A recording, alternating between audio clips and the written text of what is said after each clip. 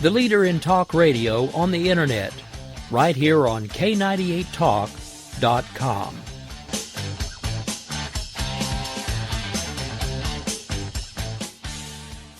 When our water heater broke down last month, it was a nightmare. It took 5 hours for the plumber to show up, and he charged us a couple of $100 just to come out. And then it cost another $1,800 to put in the new water heater. By the time it was all said and done, I felt like I'd been taken. But what else could I do? The smartest thing you can do is get a home warranty from American Residential Warranty. Their home warranties pay to repair or replace all your major appliances when they break, and they will break, and at the worst possible time. Call American Residential Warranty right now for free information on home warranties starting at just pennies a day. Don't wait for your refrigerator to stop running or your ceiling fans to stop turning. Call American Residential Warranty right now. Ask how you can save up to 50% on washer and dryer coverage. Just call 1-800-513-6154. That's 1-800-513-6154. Again, 1-800-513-6154. Call now.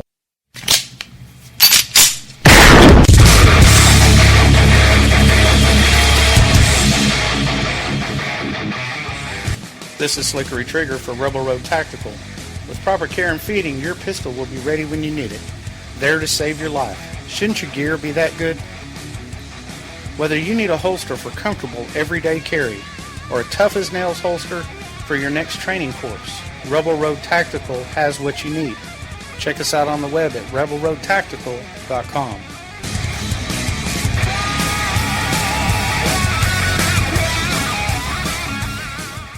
Tired of paying outrageous prices for Viagra? Well, we have great news for you. Now you can finally get Viagra at huge discounts. Healthy Man allows you to save up to $500 on Viagra. Why pay U.S. pharmacy prices of $15 per pill or more when you can get Viagra for less than $3 a pill? Call today and get 40 Viagra pills for only $99. This can cost as much as $600 at your local pharmacy. You can't afford not to call us. If you want Viagra at the lowest prices, never pay $15 a pill pharmacy prices again. Get Viagra for less than $3 a pill. Call 1-800-516-7602 today and save up to $500 and get 40 pills for just $99. Healthy Man is fast, easy, and affordable. Operators are waiting at 1-800-516-7602 to take your call right now. Call 1-800-516-7602. That's 1-800-516-7602. Again, 1-800-516-7602.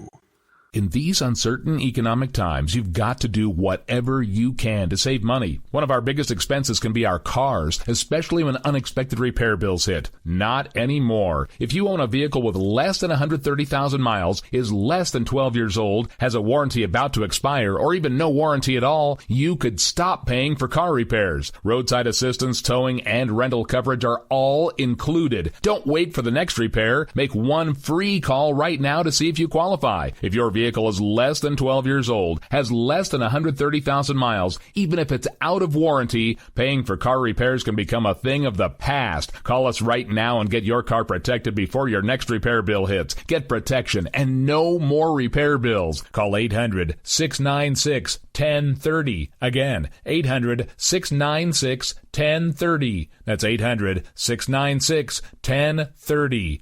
800-696-1030.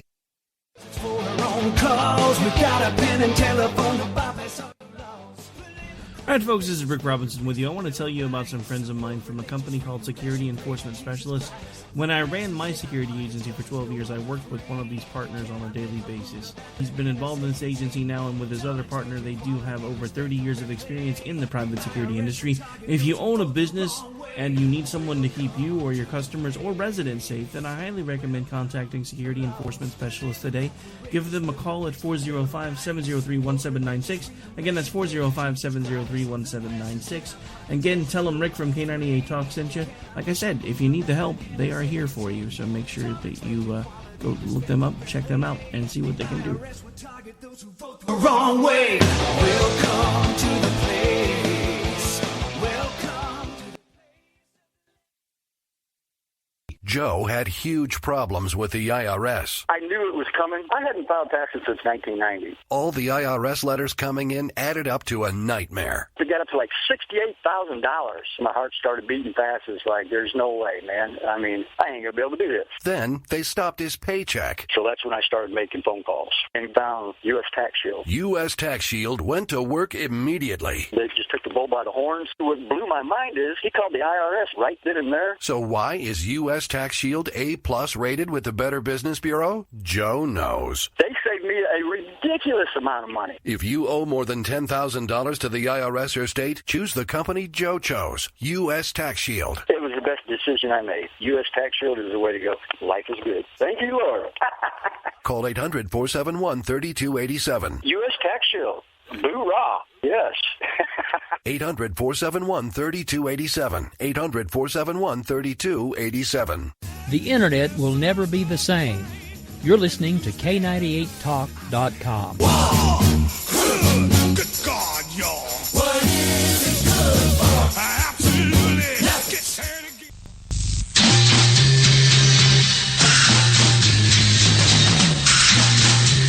From the East Coast to the West Coast and around the world on the Internet, we're coming to you live from the CCRS studios.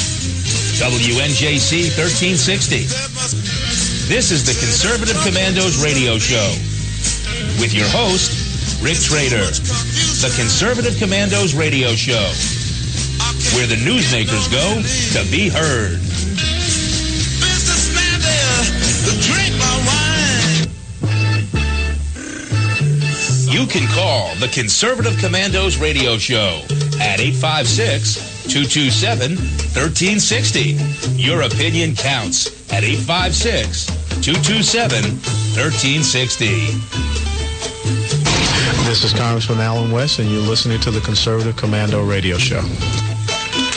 Welcome, everybody, and welcome, fellow patriots, and welcome once again to the Conservative Commandos radio show.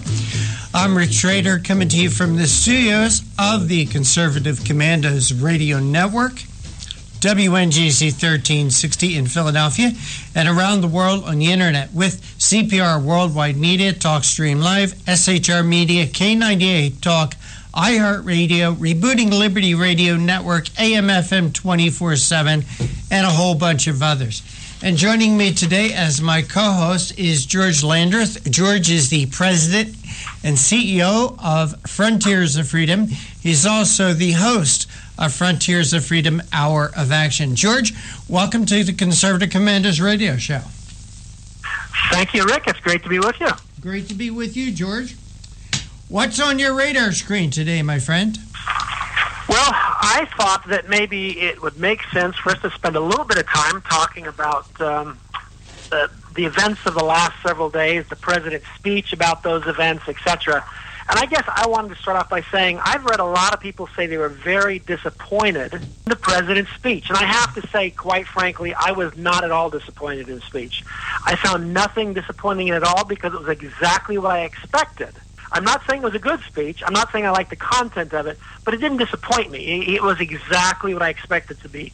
It was feckless, dishonest, disgraceful, and that's exactly what he's been on these issues for the last 7 years. So there was no disappointment, because to me disappointment is I had higher expectations and he failed to meet them. I didn't have higher expectations.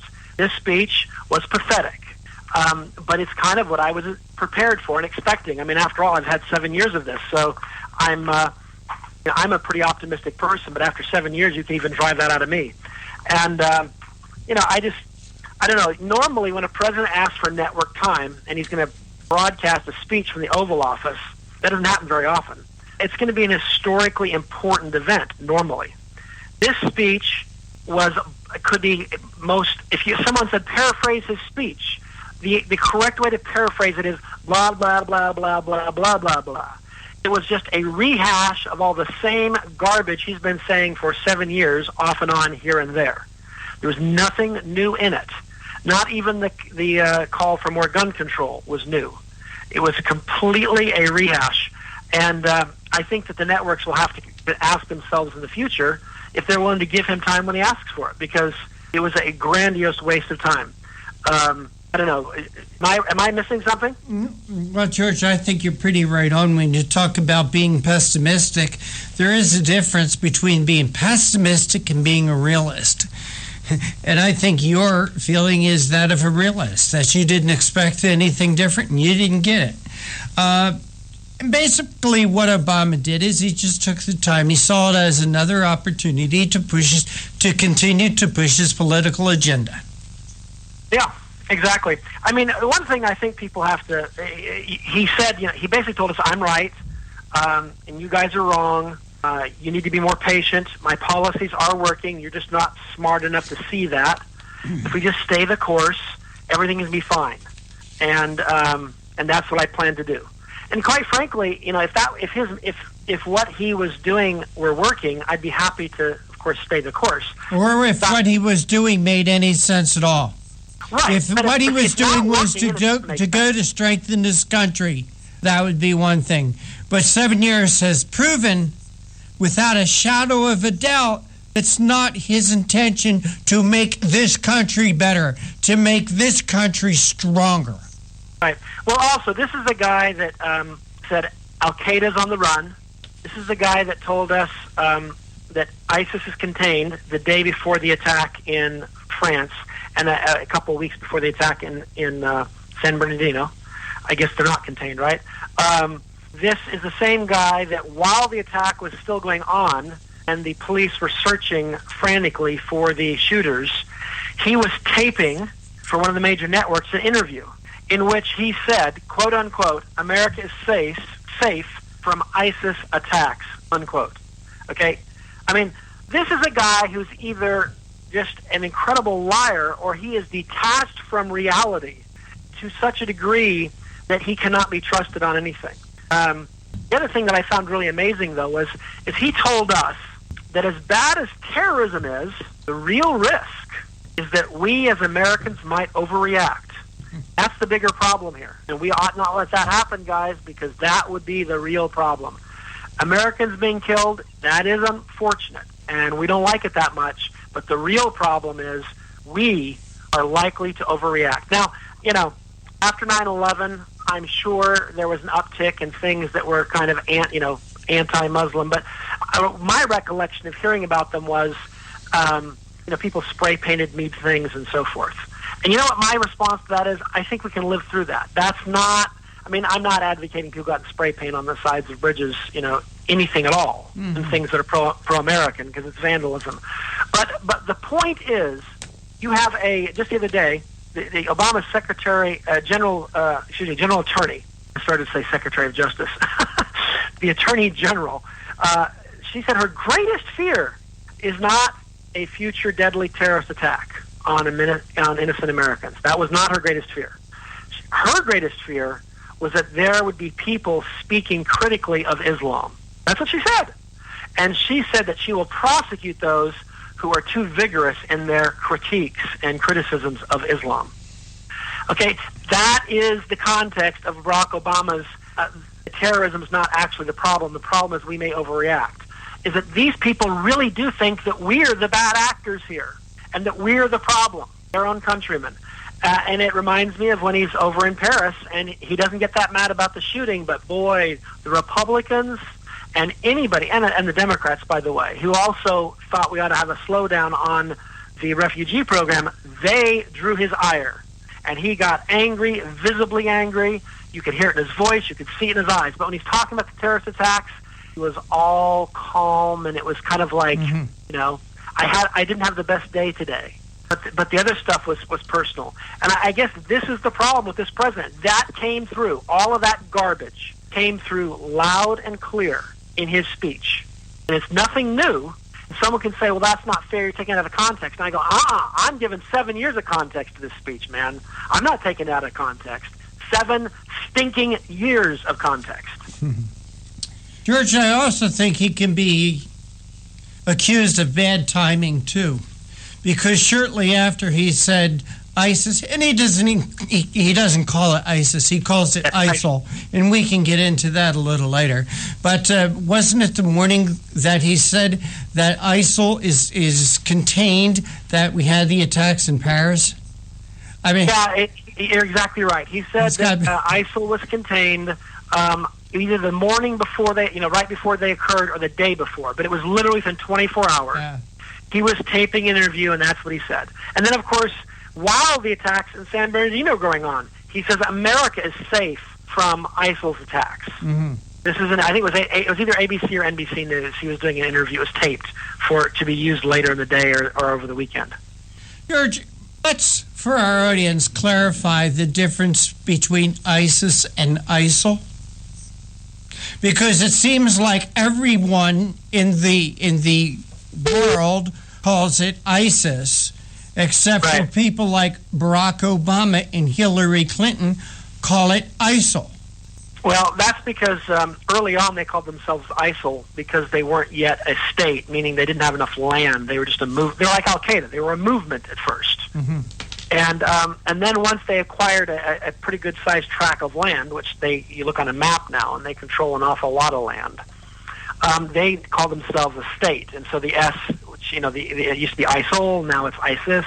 The S on the end stood for. Well, doesn't it also have to do with the fact that area of the Middle East, including Israel, I might add, is called the Levant? Yeah. And so it's the Islamic states of the Levant. So Barack Obama is basically including Israel in the area that is controlled or claimed by ISIS or ISIL, or whatever way you want to put it. So I just bring this out for our Jewish friends who are in the middle of Hanukkah. And by the way, happy Hanukkah to our Jewish friends. That this man is not a friend of yours. He's not a friend of Israel's. He's not a friend of your friends who are a part of Israel. I just want to say for the record, if they're just now figuring out that he's not a friend of Israel, they are mighty slow on the uptake. And all of my Jewish friends are smart enough that they figured this out a long time ago. But I agree with you.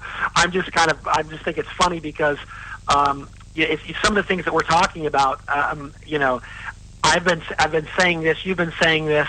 There might be people out there going like, this isn't news. And the answer is, yeah, it's not news. This president is one thing, if nothing else, and that is consistent. He is very consistent. And he is, nearly as I can tell, does not have a high opinion of America or Americans. Mm-hmm. He sees us as the biggest problem. And he's not that interested in Israel either. Mm-hmm. And that has been pretty clear from day one. But we had less context, so it was a little harder to argue it on the day he was inaugurated. But it's become easier and easier over time to make the case because it just keeps spilling out of him. And so you're exactly right. I hope, quite frankly, that our Jewish friends are not just now figuring this out. But I would hope that if nothing else, the Iranian deal proved it to him, or his disrespectful treatment of Netanyahu, or any of these other things. But you were right that this president is not a friend of Israel. There is no question about it. Another question.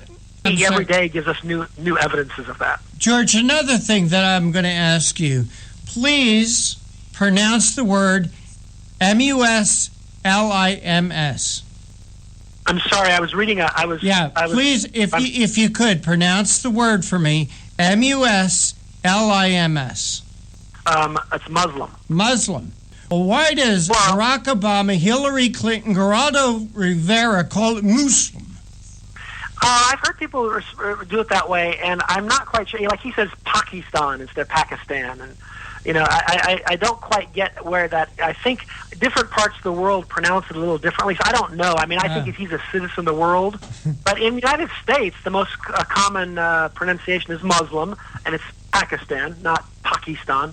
But maybe he's trying to communicate to us he's smarter than us, or he's more European than us. Maybe that's the European pronunciation. I don't know. I don't know if there's a significance other than that. I don't know. I think it's coddling to the Muslim world.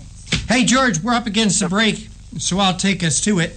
And you are listening to the Conservative Commandos radio show with George Landreth and yours truly, Rick Trader, coming to you from the studios of the Conservative Commandos radio network, WNJC 1360, our flagship station in Philadelphia, around the world on the internet with CPR Worldwide Media, TalkStream Live, SHR Media, K98 Talk, iHeartRadio, Rebooting Liberty Radio Network, AM, FM 24/7, whole bunch of others.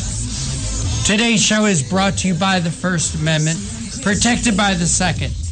Don't go away. Avoid disappointment and future regret. George and I will be right back.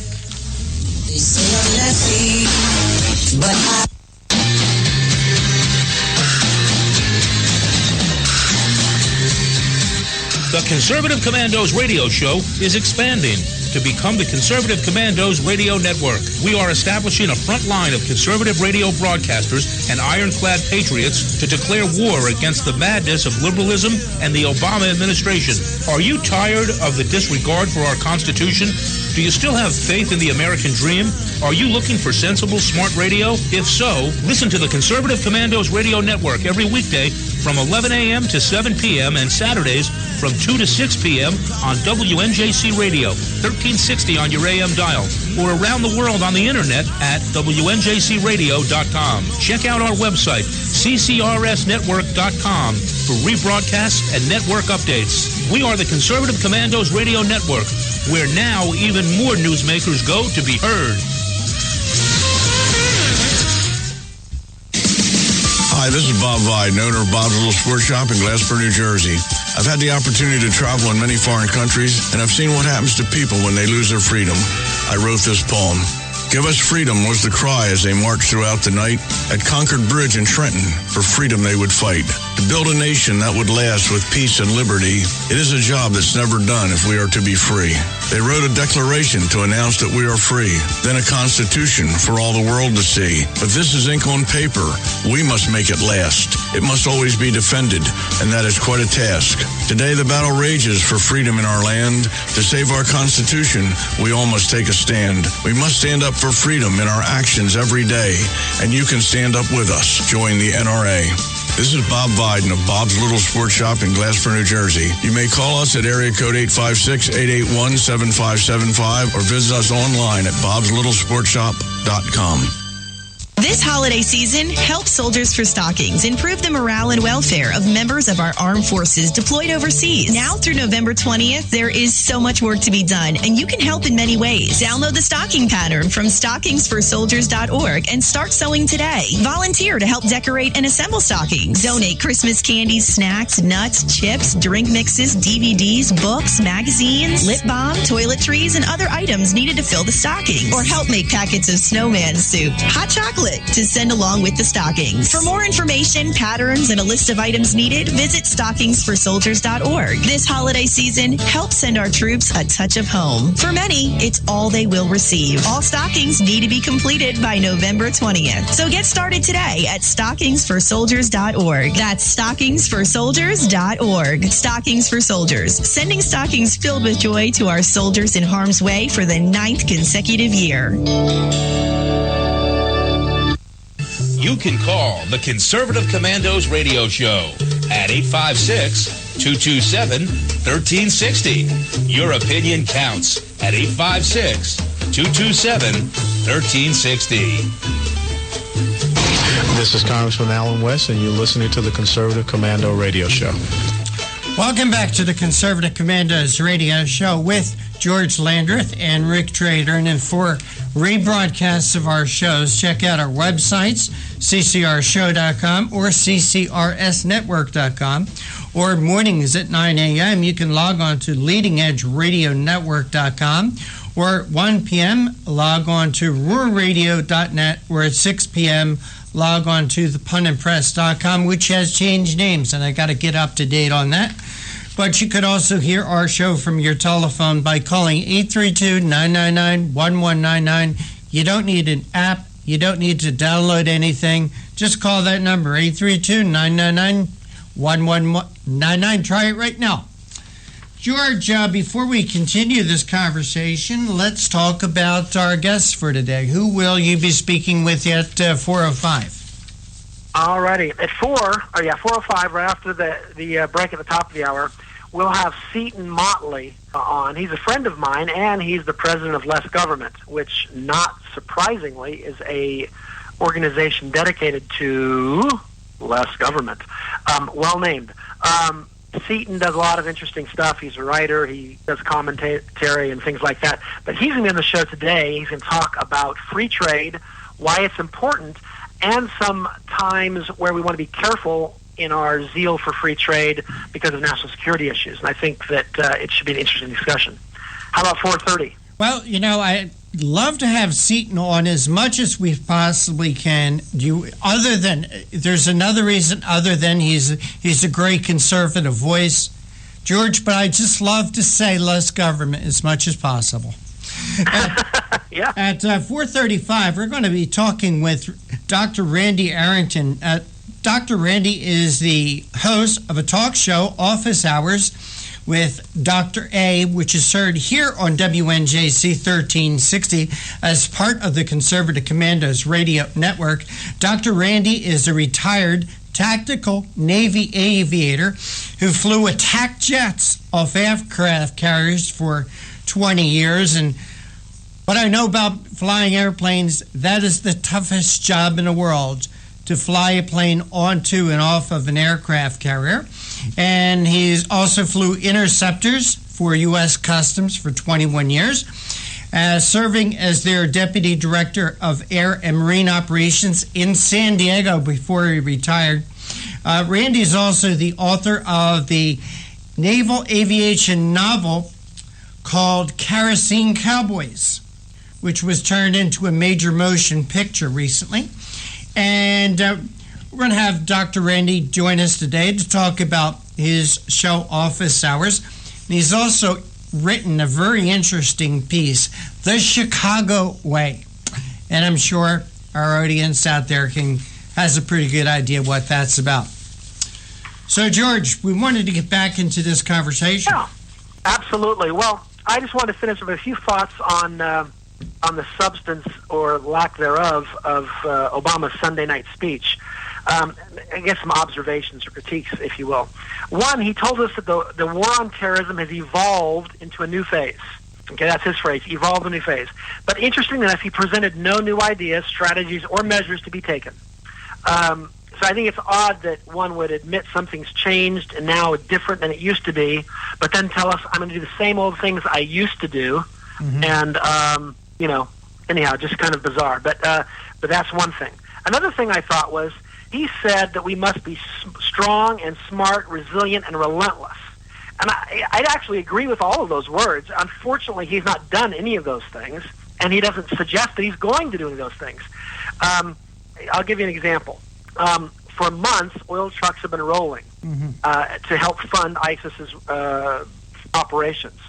And the reason why they've been rolling is because Obama would not give approval for hitting them. Just recently now, we've started hitting them. We could have knocked them all out in a day, but, we do things slowly now because the president wants to make sure we're measured. This is not somebody who's acting in a strong, resilient, relentless, and smart way, but yet that's what he says he wants to. His big plan apparently is gun control. What he doesn't seem to recognize, of course, is that California already has some of the toughest gun control laws in the country. The people who did the attack bought their guns legally under California's law, so the tough gun control measures didn't do anything. So even if the federal government were to mimic their exact laws, it would have done nothing. His plan, of course, even if we enthusiastically supported it, wouldn't have stopped this attack. I mean, it would be nice if, for a change, when something blows up or goes badly, if we suggest a solution that would stop what had happened. Instead, we pretend something else happened, and then we propose a solution to that problem. That's not real. That's not grown-up. That's crazy talk, and that's what this president did. I'd like to hear him say and suggest a solution to what actually happened, and he didn't do that. The interesting thing, of course, is, just to remind people, is gun control wouldn't have stopped the beheading that occurred in Oklahoma. It wouldn't have occurred the stabbings that have occurred. It would not have occurred the bombings that they planned with the various devices they left behind and the ones they were carrying with them and the ones they were making at their apartment. And so this is a man who wants to sound like he's doing something but has absolutely no interest in doing anything. And his main interest isn't in stopping terrorists. It's to make sure that you and I are limited in our ability to own a gun. I just think that's an interesting problem. The other thing I thought was interesting is he misunderstands what America is feeling. He thinks we're afraid, and so he wanted to sound reassuring and tell us he's doing something or what he's doing is working. I don't think he gets that we're actually just angry and frustrated that for 7 years he's done little or nothing, and now he's doubling down on more failure. I don't think he gets that. I thought his speech was arrogant. He spent more time lecturing us about gun control and how we should see Muslims and Islam than he did talking about terrorism and what he was going to do about it. Again, what's the real problem in his mind? Because where does he just spend his time talking? He's talking to us about not owning guns and making sure that we don't ever say anything that's impolite about Islam. But the whole terrorism thing, killing people, that's not the big problem here. I'm not going to waste time on that. That was what he did, and no, I just thought it was pretty crazy stuff. And then you look at the broader left response. When it first started, the first thing I remember when I first heard about it was another angry Republican who was shooting. That's what the original story was. They went overboard to make sure they did not originally tie it to terrorism, Islamic jihadi terrorism. Then they started this crazy prayer shaming ploy, telling us God won't fix this, prayers won't fix this, simply because some people had said, my thoughts and prayers are with the victims and their families. As if that statement was what they planned to do about it. Because that's not what any Republican who's in elective office has suggested we do about it. None of them has said, my plan to stop future terrorist attacks is to pray and keep them in my thoughts and in my prayers. All they were doing was stating a simple condolence to the victims. And yet the press, New York Times, New York Daily News, they become these kooks. And so anyhow, that just blew my mind. And then, of course, the New York Daily News had an op-ed that talked about the conservative-born Christian Messianic Jew who was a supporter of the NRA was not an innocent victim. That person was a deserving victim, as they determined, or a guilty victim. Again, because he was born-again Christian Messianic Jew and supported the NRA. That's, again, you've got to be kidding me. I mean, let's assume for the sake of the argument he were a raving racist. You got to be kidding me.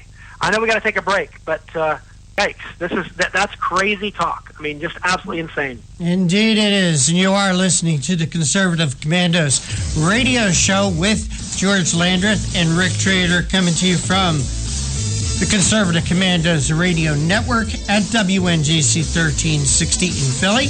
Around the world on the internet with CPR Worldwide Media, TalkStream Live, SHR Media, K98 Talk, iHeartRadio, Rebooting Liberty Radio Network, AM/FM 24/7, and a whole bunch of others. George and I will be right back after this break. Don't go away. They say I'm crazy. I really don't care. That's my prerogative. They say I'm nasty, but You've heard Paul Deltz playing the music on the Your Music Matters morning show. He is also an experienced mortgage loan officer working for U.S. Mortgage Corporation and assists homeowners navigate the reverse mortgage process. If you are finding yourself asking questions whether or not you set aside enough for retirement, Paul can sit down with you, your family, and your financial advisor and discuss how a reverse mortgage may be a valuable resource for your retirement plan. You will be responsible for paying your taxes and insurance, and the reverse mortgage can help with this and other expenses, such as home health care or other untimely bills. Put Paul's 20-plus years of experience to work for you, as choosing the right option for your situation can be critical. Call Paul at U.S. Mortgage Corporation at 877-213-9977. That's 877-213-9977. Or go to seniormatters.info for more information. U.S. Mortgage Corporation is a licensed mortgage banker in New Jersey, Pennsylvania, and Delaware, and an equal housing lender. NMLS number 3901. U.S. Mortgage Corporation is located at 201 Old Country Road, Suite 140, Melville, New York, 11747. This advertisement applies to first lien mortgages. Paul E. Dilks, NMLS is 485904. Hi, this is Bob Vide, owner of Bob's Little Sports Shop in Glasper, New Jersey. I've had the opportunity to travel in many foreign countries, and I've seen what happens to people when they lose their freedom. I wrote this poem. Give us freedom was the cry as they marched throughout the night at Concord Bridge in Trenton. For freedom they would fight. To build a nation that would last with peace and liberty, it is a job that that's never done if we are to be free. They wrote a declaration to announce that we are free, then a constitution for all the world to see. But this is ink on paper. We must make it last. It must always be defended, and that is quite a task. Today the battle rages for freedom in our land. To save our Constitution, we all must take a stand. We must stand up for freedom in our actions every day, and you can stand up with us. Join the NRA. This is Bob Biden of Bob's Little Sports Shop in Glasper, New Jersey. You may call us at area code 856-881-7575 or visit us online at bobslittle.sportshop.com. What does it take to be the leader in production systems technology? To be the one company that solves production problems at any plant, for any product, and with any technology? It takes a 30-year record of success. It takes total mastery of complex technologies with a history of delivering success every time, without fail. Only one company can claim that high ground in manufacturing line optimization, data automation, and systems integration, and that's Philadelphia Control Systems. In factories worldwide, Philadelphia Control Systems programs, software, and engineering solutions deliver optimal performance and output flow with a record that can't be matched. Any plant, any product, any technology. Philadelphia Control Systems, the leader in production automation since 1982. 800-335-9811. PCS4automation.com. That's PCS, the number 4, automation.com. The Conservative Commandos radio show is expanding to become the Conservative Commandos Radio Network. We're establishing a front line of conservative radio broadcasters and ironclad patriots to declare war against the madness of liberalism and the Obama administration. Are you tired, as I am, about the disregard for our Constitution? Do you still have faith in the American dream? Are you looking for sensible, smart radio? If so, listen to the Conservative Commandos Radio Network every weekday from 11 a.m. to 5 p.m. on WNJC Radio 1360 a.m. or around the world on the internet at WNJCradio.com. Check out our websites, ConservativeCommandosRadioNetwork.com and CCRN.com for rebroadcasts and network updates. We are the Conservative Commandos Radio Network, where even more newsmakers go to be heard. This holiday season, help Soldiers for Stockings improve the morale and welfare of members of our armed forces deployed overseas. Now through November 20th, there is so much work to be done, and you can help in many ways. Download the stocking pattern from stockingsforsoldiers.org and start sewing today. Volunteer to help decorate and assemble stockings. Donate Christmas candies, snacks, nuts, chips, drink mixes, DVDs, books, magazines, lip balm, toiletries, and other items needed to fill the stockings. Or help make packets of snowman soup, hot chocolate, to send along with the stockings. For more information, patterns, and a list of items needed, visit stockingsforsoldiers.org. This holiday season, help send our troops a touch of home. For many, it's all they will receive. All stockings need to be completed by November 20th. So get started today at stockingsforsoldiers.org. That's stockingsforsoldiers.org. Stockings for Soldiers, sending stockings filled with joy to our soldiers in harm's way for the 9th consecutive year.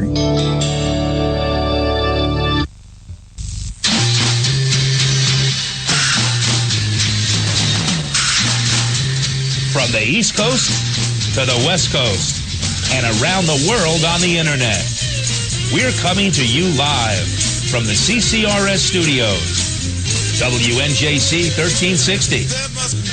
This is the Conservative Commandos radio show with your host, Rick Trader. The Conservative Commandos radio show, where the newsmakers go to be heard.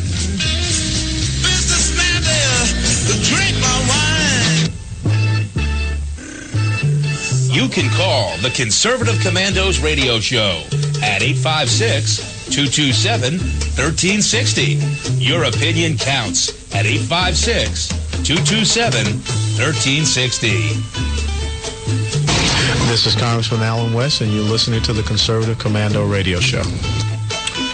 Welcome back. Welcome back to the Conservative Commandos radio show with George Landreth and Rick Trader for rebroadcasts of our show. Check out our websites, ccrshow.com or ccrsnetwork.com, or mornings at 9 a.m. Log on to Leading Edge Radio Network. At 1 p.m., roarradio.net, or at 6 p.m. at thepunandpress.com. And you can hear our show any time of the day from your telephone by calling 832-999-1199. George, bringing you back in, my friend. Absolutely. Well, one thing I should point out, just when we were talking about the president's speech, it's not just conservatives who thought the speech was lousy. Democrats are increasingly fearful that the president's handling of this whole issue in his speech Sunday night is going to hurt them.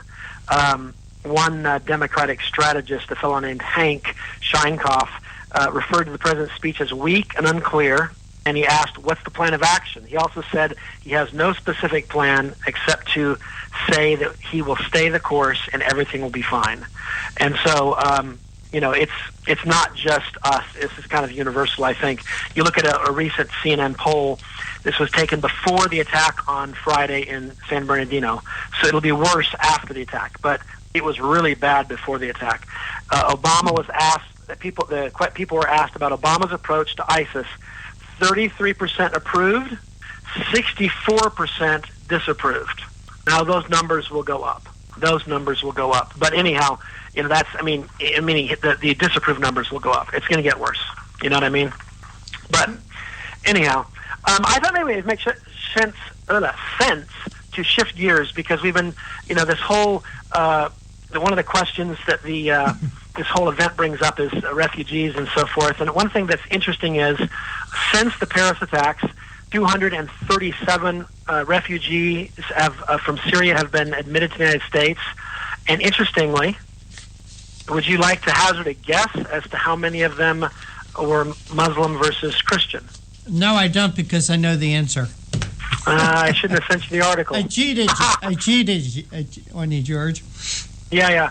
Well, that's because you did your homework. But, of the 237, 236 were Sunni Muslims, which is the majority Muslim group in that region, and 1%, one, which is less than 1/2 of 1%, were Christians, which of course is a group that is actually being, under the statute, persecuted based on its religion.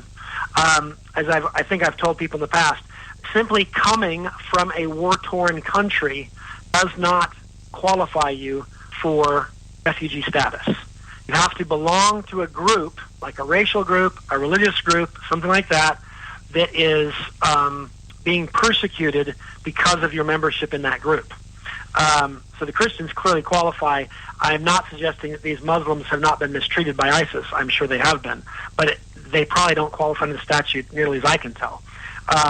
Because I think it'd be hard to argue they're being persecuted because of their religion. They share maybe not the exact brand of religion, but they number themselves as Sunnis, as do the others.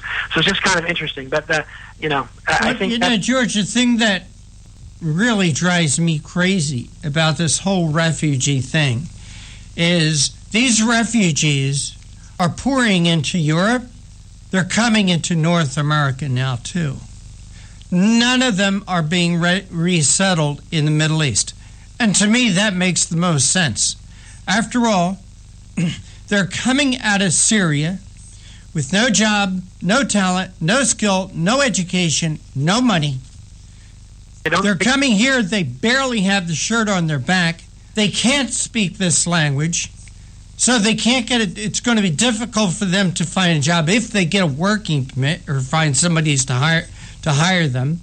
So what will happen is, George, the same thing that happened to the Zelaya family up in Boston, the family of the Boston bombers, who received nearly $1 million in public assistance, in welfare, in food stamps, in free housing, in cell phones, in medical care, and everything else that's wrapped around what it cost to keep these people going.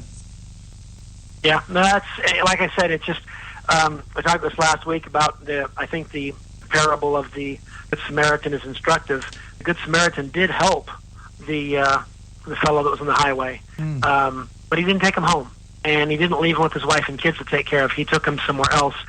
He helped him close to where he was found, helped him, was certainly charitable and kind, but did not endanger his own family, because he didn't actually know much about this fellow. For all he knew, he was one of the actual robbers who just somehow got in a dispute with the other robbers. He didn't know much about him.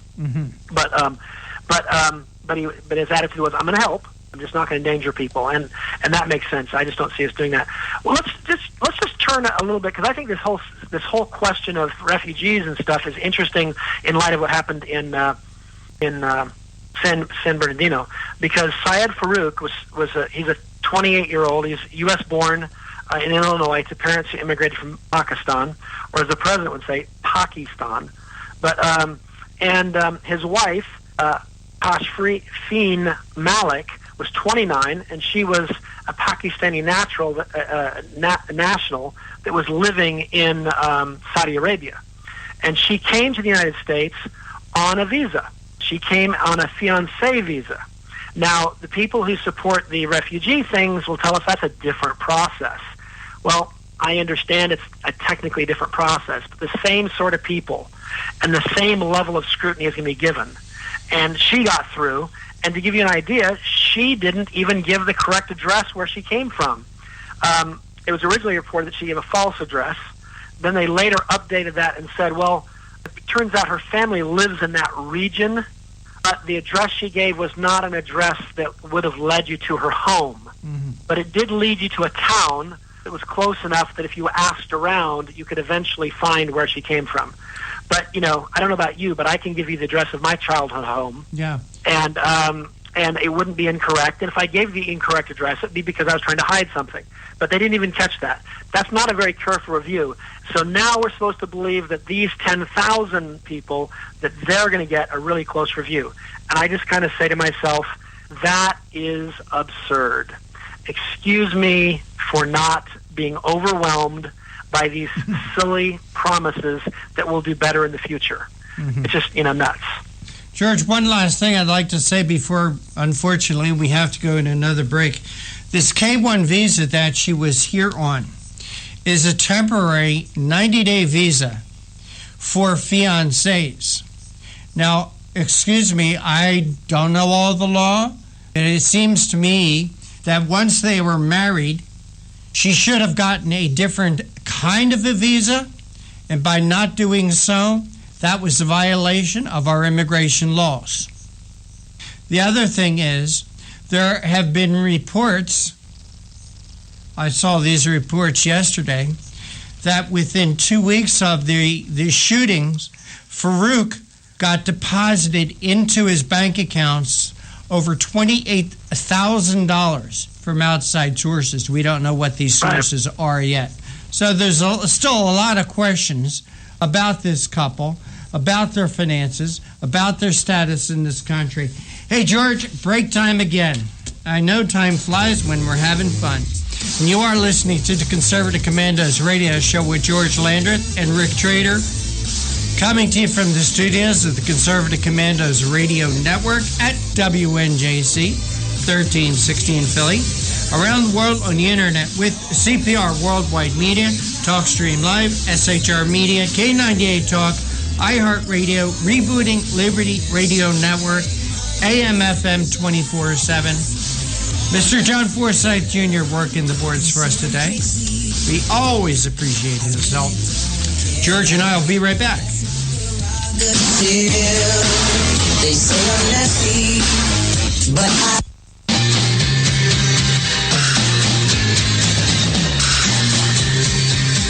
The Conservative Commandos radio show is expanding to become the Conservative Commandos radio network. We are establishing a front line of conservative radio broadcasters and ironclad patriots to declare war against the madness of liberalism and the Obama administration. Are you tired of the disregard for our Constitution? Do you still have faith in the American dream?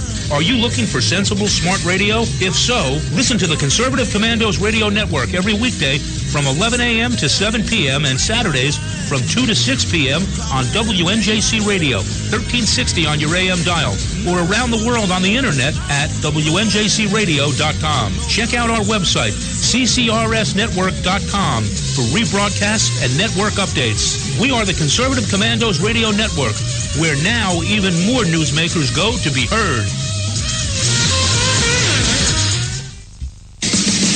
Hi, this is Bob Vide, owner of Bob's Little Sports Shop in Glasper, New Jersey. I've had the opportunity to travel in many foreign countries, and I've seen what happens to people when they lose their freedom. I wrote this poem.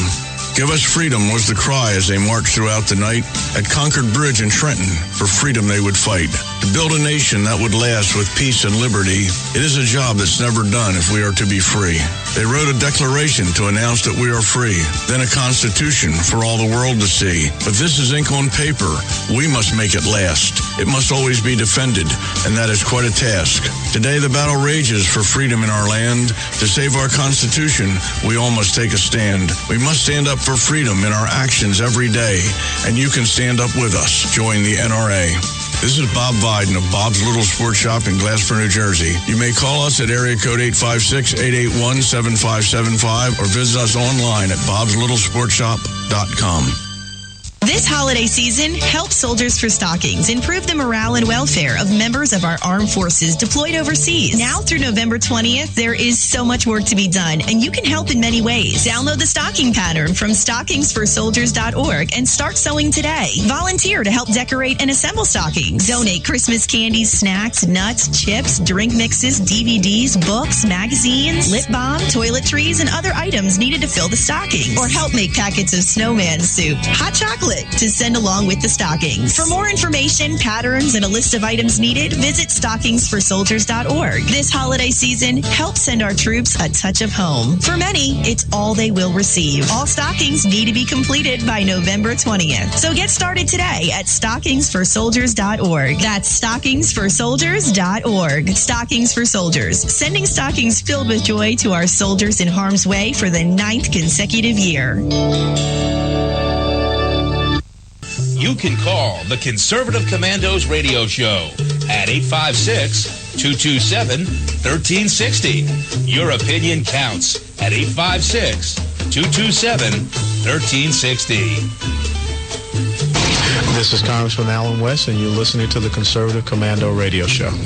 Welcome back to the Conservative Commandos radio show with George Landreth and Rick Trader. And for rebroadcasts of our shows, check out our websites, ccrshow.com or ccrsnetwork.com, or mornings at 9 a.m. You can log on to the Leading Edge Radio Network at 1 p.m., roarradio.net, or at 6 p.m., and this is a change, highplainsdailynews.com. And you can also hear our show from your telephone by calling 832-999-1199. George Landreth, back to you, my friend. All righty.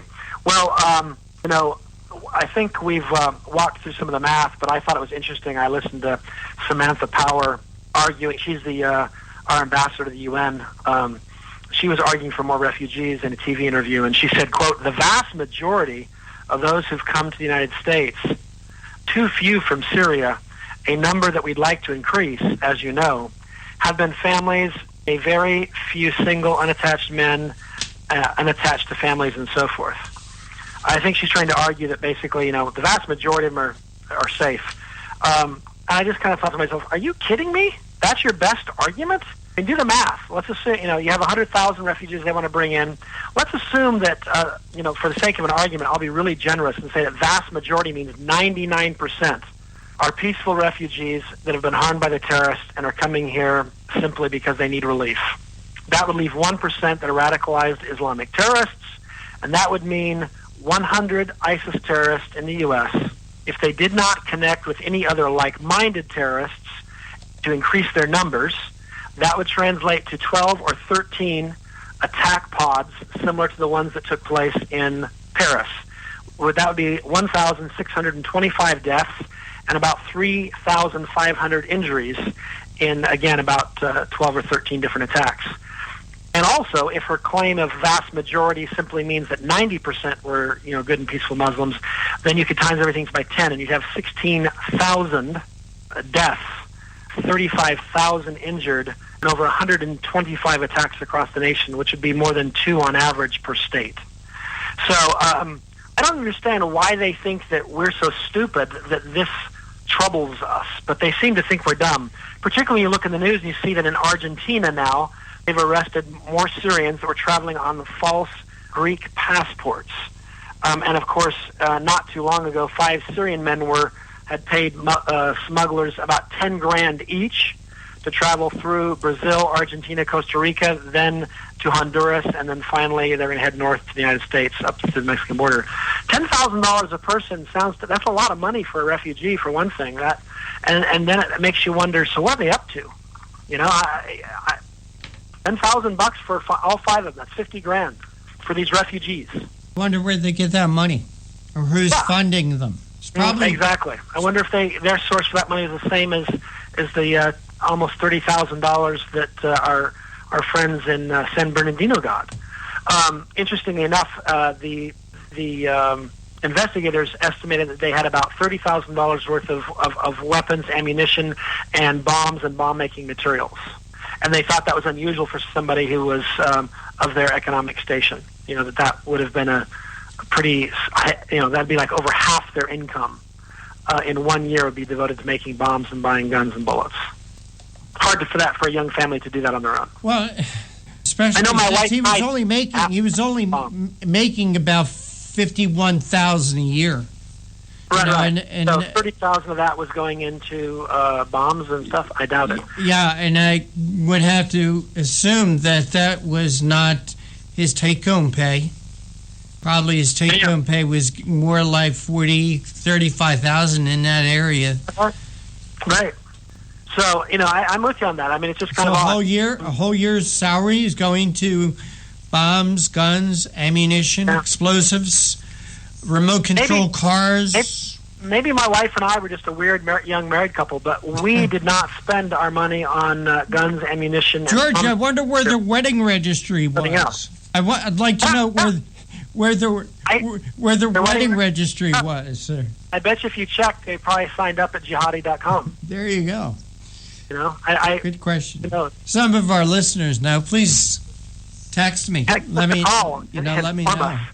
Well, the other thing that's interesting is, of course, as much as we realize the southern border is risky, as past news stories have demonstrated, the Canadian border turns out is risky too, and people can laugh and go, "Oh, that's silly," but it's actually not silly. There is a new 100-page report that is based on dozens of Capitol Hill hearings, interviews, fact-finding trips, missions, and terror arrest information gleaned from those in Canada and the U.S. border states, and they've come to some interesting conclusions. And basically what it comes down to is that the U.S.-Canadian border is a likely path for terrorists to invade our country for a couple of reasons. One is because we're not actually suspecting it. We're focused on the southern border. Mm-hmm. And secondly, because in Canada has been welcoming in refugees at a pace much faster than we have been, and they have a known group of suspected terrorists in eastern Canada, northern parts of the U.S. They feel they're infiltrating down, and also, of course, their new Canadian Prime Minister, Justin Trudeau, is opening up his borders to even more refugees. So the fear is, because they have a pretty simple visa process between, if you're there, you can then easily get here. So the point is, this study concludes that we better start considering the Canadian border a problem as well. So I don't mean to be the bearer of bad news, but it's not just the border to the south that's a problem. George, someday I have to chuckle because I was looking for that information that you were just talking about the new Canadian Prime Minister, and something very interesting caught my eye off the internet, and this is why I warn people and warn my Facebook friends, please verify your sources. Well, apparently there is this one thing that the dead Muslims in San Bernardino, remember the pictures we saw from the helicopters? Well, apparently there are news sites out there that are claiming they were dummies and not real human beings. It's be careful what sources you use, friends out there. Speaking of being careful, one of the things that I hope conservatives don't get sucked into is this whole idea that we need to use the no-fly list or the terrorist watch list as a way to deny guns to people. Nobody would disagree with the fact that terrorists shouldn't be able to buy guns. The problem is the watch list isn't a very good mechanism for that. It has 1.1 million names on it as of December 2013. That's according to the Congressional Research Office. Some would argue that not all of those names are Americans, some are foreigners. That's true, but exactly what the number is we don't know. But the real problem is that the way this list is created, you don't have to be guilty of anything to get on the list. You have members of Congress on the list, including Ted Kennedy. You have Stephen Hayes, who's an editor at the National Review, who got on it. You have air marshals who have gotten on it. And none of these turned out to be terrorists, of course. You have 72 employees in the Department of Homeland Security on it, and you have a large number of entirely innocent Americans. There is no process to be sure that those who are on the list are actually even suspected of terrorism. You can get on the list, for example, by buying a one-way ticket, which is how Stephen Hayes got on it. He couldn't get off. He tried and tried and tried. The only way he finally got off was because a anchor on Fox News, when he was interviewing the head of Homeland Security, asked him, "Do you think Stephen Hayes is a terrorist?" And he finally goes, no, I don't. And then mysteriously, Mr. Hayes was dropped off the list. So my point is, since there's no process to get on, and there's no process to get off, there's 1.1 million people on it. Once we say people who are on that list can't buy guns, I guarantee you the list will get a lot longer. And I guarantee you a lot more people, a lot more Americans will have their names on that list. And so we have to be careful that we get real efforts to stop bad guys, not these kind of efforts. I know we're at the top of the hour, so I'll be quiet, but I just thought that was worth pointing out to folks. Absolutely, and you are listening to the Conservative Commandos radio show with George Landreth and Rick Trader, coming to you from the studios of the Conservative Commandos radio network at WNJC 1360 in Philly, around the world on the internet with CPR Worldwide Media, TalkStream Live, SHR Media, K98 Talk, iHeartRadio, Rebooting Liberty Radio Network, and AM FM 24/7, as well as a bunch of others. Don't go away. On the other side, we're going to be speaking with Seton Motley, president of, I love saying this, Less Government. Be right back. They say less eat, but You've heard Paul Deltz playing the music on the Your Music Matters morning show. He is also an experienced mortgage loan officer working for U.S. Mortgage Corporation and assists homeowners navigate the reverse mortgage process. If you are finding yourself asking questions whether or not you set aside enough for retirement, Paul can sit down with you, your family, and your financial advisor and discuss how a reverse mortgage may be a valuable resource for your retirement plan. You will be responsible for paying your taxes and insurance, and the reverse mortgage can help with this and other expenses, such as home health care or other untimely bills. Put Paul's 20-plus years of experience to work for you, as choosing the right option for your situation can be critical. Call Paul at U.S. Mortgage Corporation at 877-213-9977. That's 877-213-9977. Or go to seniormatters.info for more information. U.S. Mortgage Corporation is a licensed mortgage banker in New Jersey, Pennsylvania, and Delaware, and an equal housing lender. NMLS number 3901. U.S. Mortgage Corporation is located at 201 Old Country Road, Suite 140, Melville, New York, 11747. This advertisement applies to first lien mortgages. Paul E. Dilks, NMLS is 485904. Hi, this is Bob Viden, owner of Bob's Little Sports Shop in Glasper, New Jersey. I've had the opportunity to travel in many foreign countries, and I've seen what happens to people when they lose their freedom. I wrote this poem. Give us freedom was the cry as they marched throughout the night. At Concord Bridge in Trenton, for freedom they would fight. To build a nation that would last with peace and liberty, it is a job that's never done if we are to be free. They wrote a declaration to announce that we are free, then a constitution for all the world to see. But this is ink on paper. We must make it last. It must always be defended, and that is quite a task. Today the battle rages for freedom in our land. To save our constitution, we all must take a stand. We must stand up for freedom in our actions every day, and you can stand up with us. Join the NRA.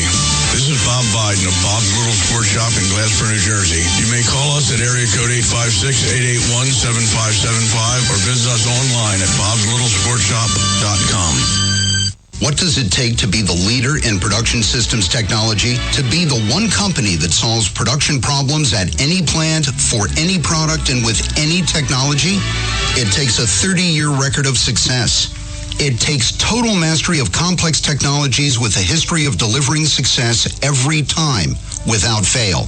Only one company can claim that high ground in manufacturing line optimization, data automation, and systems integration, and that's Philadelphia Control Systems. In factories worldwide, Philadelphia Control Systems programs, software, and engineering solutions deliver optimal performance and output flow with a record that can't be matched. Any plant, any product, any technology. Philadelphia Control Systems, the leader in production automation since 1982. 800-335-9811. PCS4automation.com. That's PCS, the number 4, automation.com. The Conservative Commandos radio show is expanding to become the Conservative Commandos Radio Network. We're establishing a front line of conservative radio broadcasters and ironclad patriots to declare war against the madness of liberalism and the Obama administration. Are you tired as I am about the disregard for our Constitution? Do you still have faith in the American dream? Are you looking for sensible, smart radio? If so, listen to the Conservative Commandos Radio Network every weekday from 11 a.m. to 5 p.m. on WNJC Radio 1360 a.m. or around the world on the internet at WNJCradio.com. Check out our websites, ConservativeCommandosRadioNetwork.com and CCRN.com for rebroadcasts and network updates. We are the Conservative Commandos Radio Network, where even more newsmakers go to be heard. This holiday season, help Soldiers for Stockings improve the morale and welfare of members of our armed forces deployed overseas. Now through November 20th, there is so much work to be done, and you can help in many ways. Download the stocking pattern from stockingsforsoldiers.org and start sewing today. Volunteer to help decorate and assemble stockings. Donate Christmas candies, snacks, nuts, chips, drink mixes, DVDs, books, magazines, lip balm, toiletries, and other items needed to fill the stockings. Or help make packets of snowman soup, hot chocolate, to send along with the stockings. For more information, patterns, and a list of items needed, visit stockingsforsoldiers.org. This holiday season, help send our troops a touch of home. For many, it's all they will receive. All stockings need to be completed by November 20th. So get started today at stockingsforsoldiers.org. That's stockingsforsoldiers.org. Stockings for Soldiers, sending stockings filled with joy to our soldiers in harm's way for the 9th consecutive year.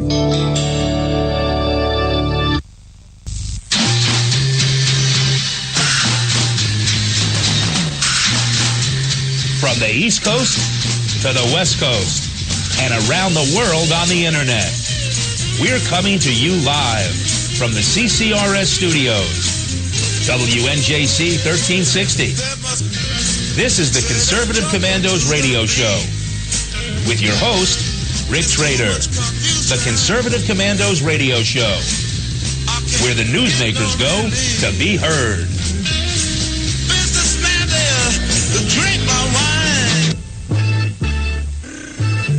You can call the Conservative Commandos radio show at 856-227-1360. Your opinion counts at 856-227-1360. This is Congressman Alan West, and you're listening to the Conservative Commando radio show.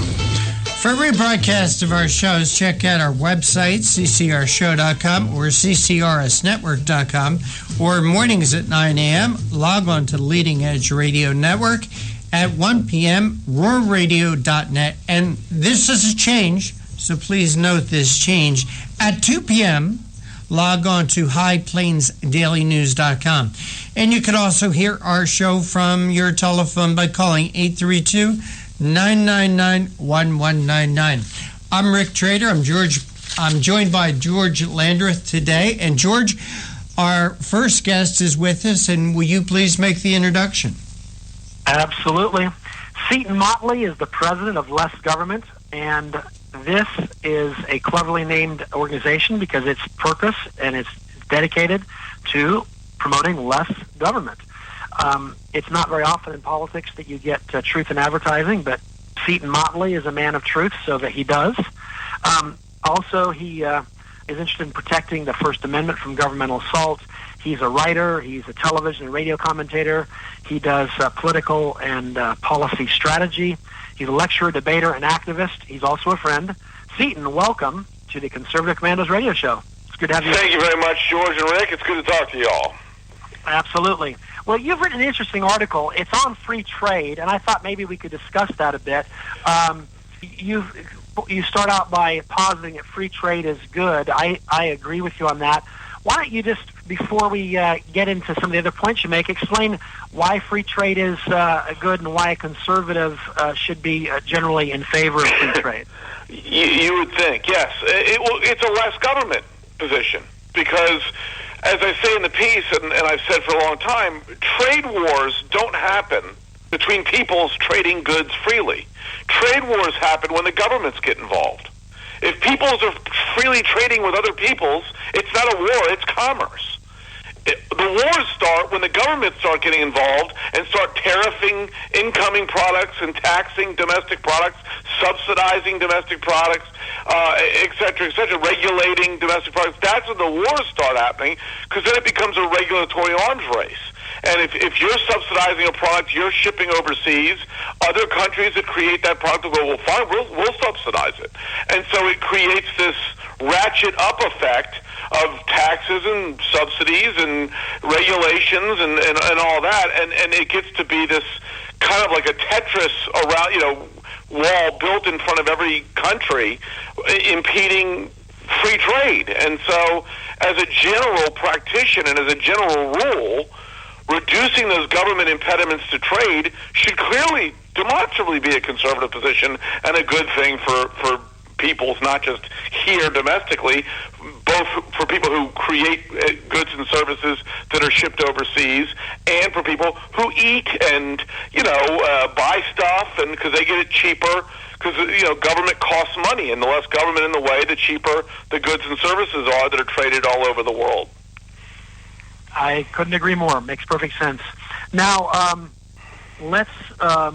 there are a couple exceptions. I mean, it's not as if everything needs to be an exception to the free trade thing, but there are a couple exceptions. I happen to agree with you on national security. But let's talk a little bit why that might be a reasonable... yes. I mean, the reason that's so good, and I think it is. Why isn't it good with national security stuff? Yeah, because, look, because if the world goes crazy, like it's kind of starting to do right now, international trade becomes increasingly dicey. Well, if that slows down or impedes your latest shipment of big screen TVs and sneakers from China, that's not a national security issue. It's an inconvenience. It's a commerce problem, but it's not a national security issue if you don't have the newest Air Jordans.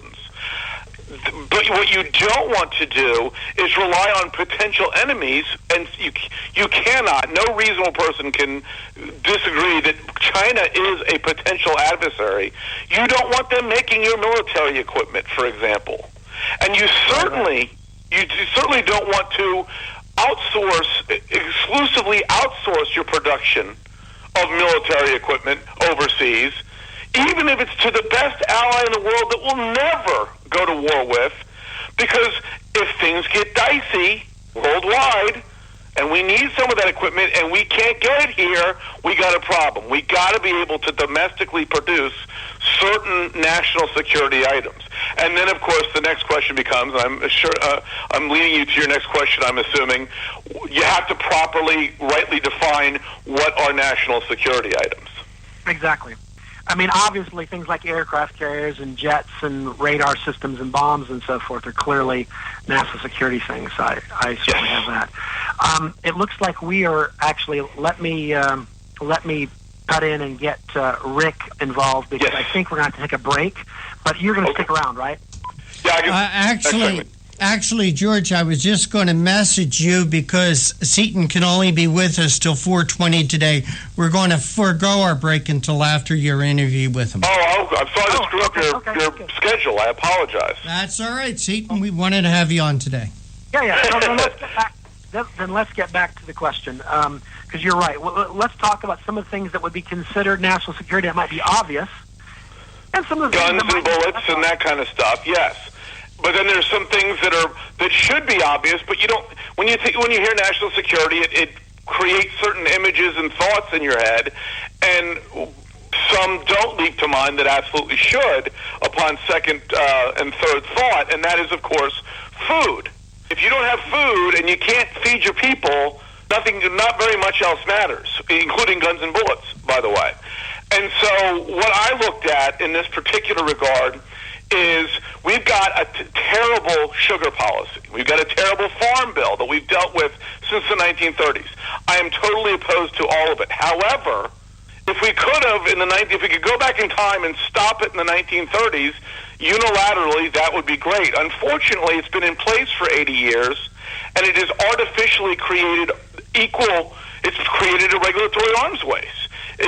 We've got farm producers all over the world that tax and subsidize and give special breaks to their farm products because we've been doing it. And not just because we've been doing it, but that's certainly a factor because they have to, it's matching tit for tat as we build the tax. And unfortunately now, with something as important as food, if we unilaterally pull down the farm bill without first getting other countries to start to pull down theirs, what's going to happen is we unilaterally disarm, and the subsidy countries can flood our markets and do some substantial damage to our domestic production. And this is not hypothetical. The European Union, going into the mid-2000s, the European Union contributed 20% of sugar to the global market. Well, then they said, we're going to get rid of all our sugar program stuff. We're going to get all of it gone. We're getting rid of it. Well, Brazil, which creates half the world's sugar and subsidizes to the tune of $2.5 billion a year, flooded the European market with cheap sugar, wiped out like 300 sugar mills, and almost completely wiped out domestic production, and then pulled out. Once they'd wiped it out, they pulled out their extra sugar. The Europeans, one, were paying 25% more for sugar than they were before they pulled down their tariffs. And two, once that production capacity is gone, it's not like it just comes back. Remember the light bulbs when we stupidly got rid of the Thomas Edison light bulbs, and then Congress, the Republicans thought they were being slick by passing a year extension on the moratorium. Well, that didn't do any good because everybody had already closed up shop. And that's kind of what happened to Europe. They're starting to come back now with some domestic production, but you can't give up your farming base because at the end of the day, in a volatile world, when things get really sideways, you got to be able to produce your own food. And if you engage in unilateral disarmament on trade, the same thing happens if you engage in unilateral disarmament with nuclear weapons or something like that. So food, of course, is a national security item, and we have to engage in smart policy that doesn't gain a short-term, minuscule gain, a conservative gain of, okay, this program's been, in the last 13 years has cost us money 1 year. The other 11, it didn't cost us any money. We have to think bigger picture that and say, okay, is it worth that little tiny gain for all we'll probably lose on the long run and on the other end? Right. Well, that makes sense. Now, so you're not actually arguing for sugar subsidies. You're actually arguing that just a sequence here, which is we should get rid of sugar subsidies, but we need to do that as part of a negotiation with other countries to get them to get rid of theirs. And then we've gotten rid of both the sugar subsidies, but we haven't gotten rid of our sugar industry. It continues. That's exactly right. And again, this is a free trade argument. This is going to the World Trade Organization. Look, we've actually found a useful, worthwhile purpose for the World Trade Organization. Sit down and say, hey, Brazil, get rid of this subsidy, we'll get rid of this subsidy. Hey, Mexico, get rid of this tax, we'll get rid of this tax. And start to tear down the Tetris walls that we spent the last half-century plus building.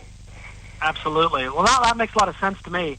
I think free trade gives us a lot of benefits, and so you're essentially trying to reap the benefits of free trade and reap the benefits of other countries stepping into the free trade arena as well. Absolutely. Right. That way, but free trade is a two-way street, just like trade is a two-way street, and you can't. And look, there is an argument to be made that hey, if China wants to subsidize sneakers and we get cheap sneakers, hey, no problem. But we don't really rely as a national security issue on sneaker production. I think food production domestically is a little more important.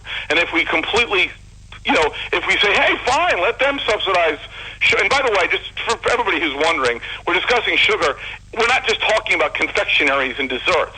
If you eat food, you eat sugar. It's a basic food staple in the production of all sorts of foods, not just desserts and that kind of thing, sodas and that kind of thing. So you can't just unilaterally pull out and allow our domestic production to be eviscerated because you want cheaper food, because in the long run, it gets a lot more expensive and a lot more dangerous.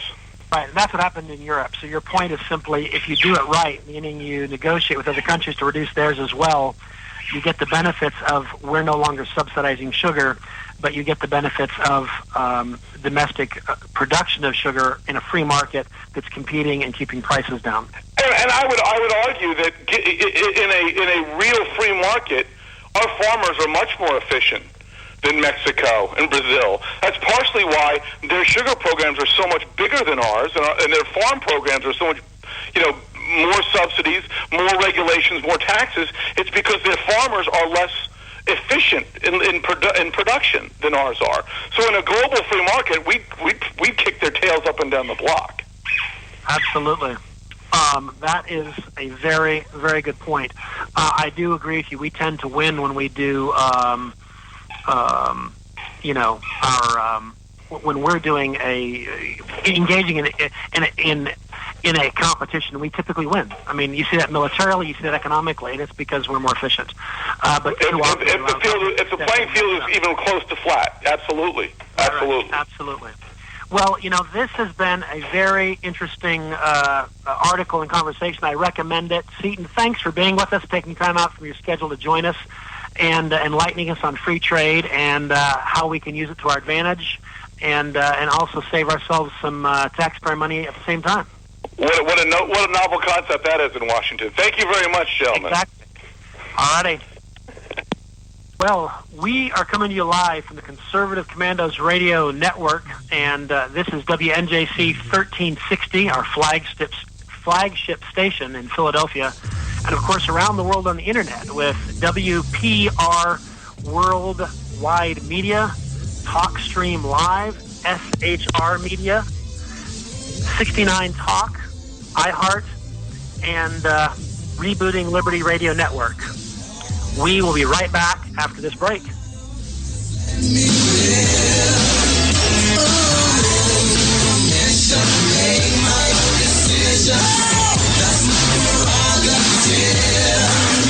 say I'm crazy, I really don't care. That's my prerogative. They say I'm nasty, but I...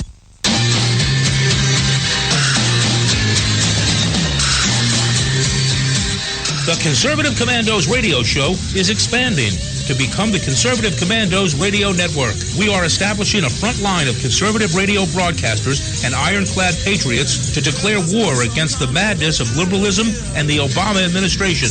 Are you tired of the disregard for our Constitution? Do you still have faith in the American dream? Are you looking for sensible, smart radio? If so, listen to the Conservative Commandos Radio Network every weekday from 11 a.m. to 7 p.m. and Saturdays from 2 to 6 p.m.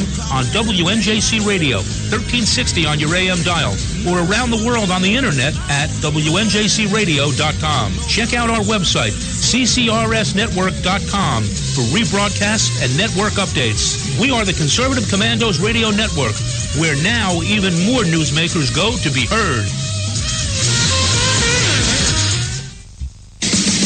Hi, this is Bob Vide, owner of Bob's Little Sports Shop in Glassboro, New Jersey.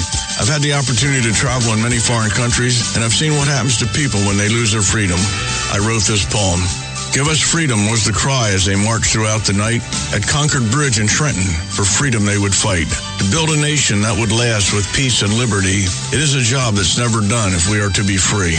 They wrote a declaration to announce that we are free, then a constitution for all the world to see. But this is ink on paper. We must make it last. It must always be defended, and that is quite a task. Today the battle rages for freedom in our land. To save our Constitution, we all must take a stand. We must stand up for freedom in our actions every day, and you can stand up with us. Join the NRA.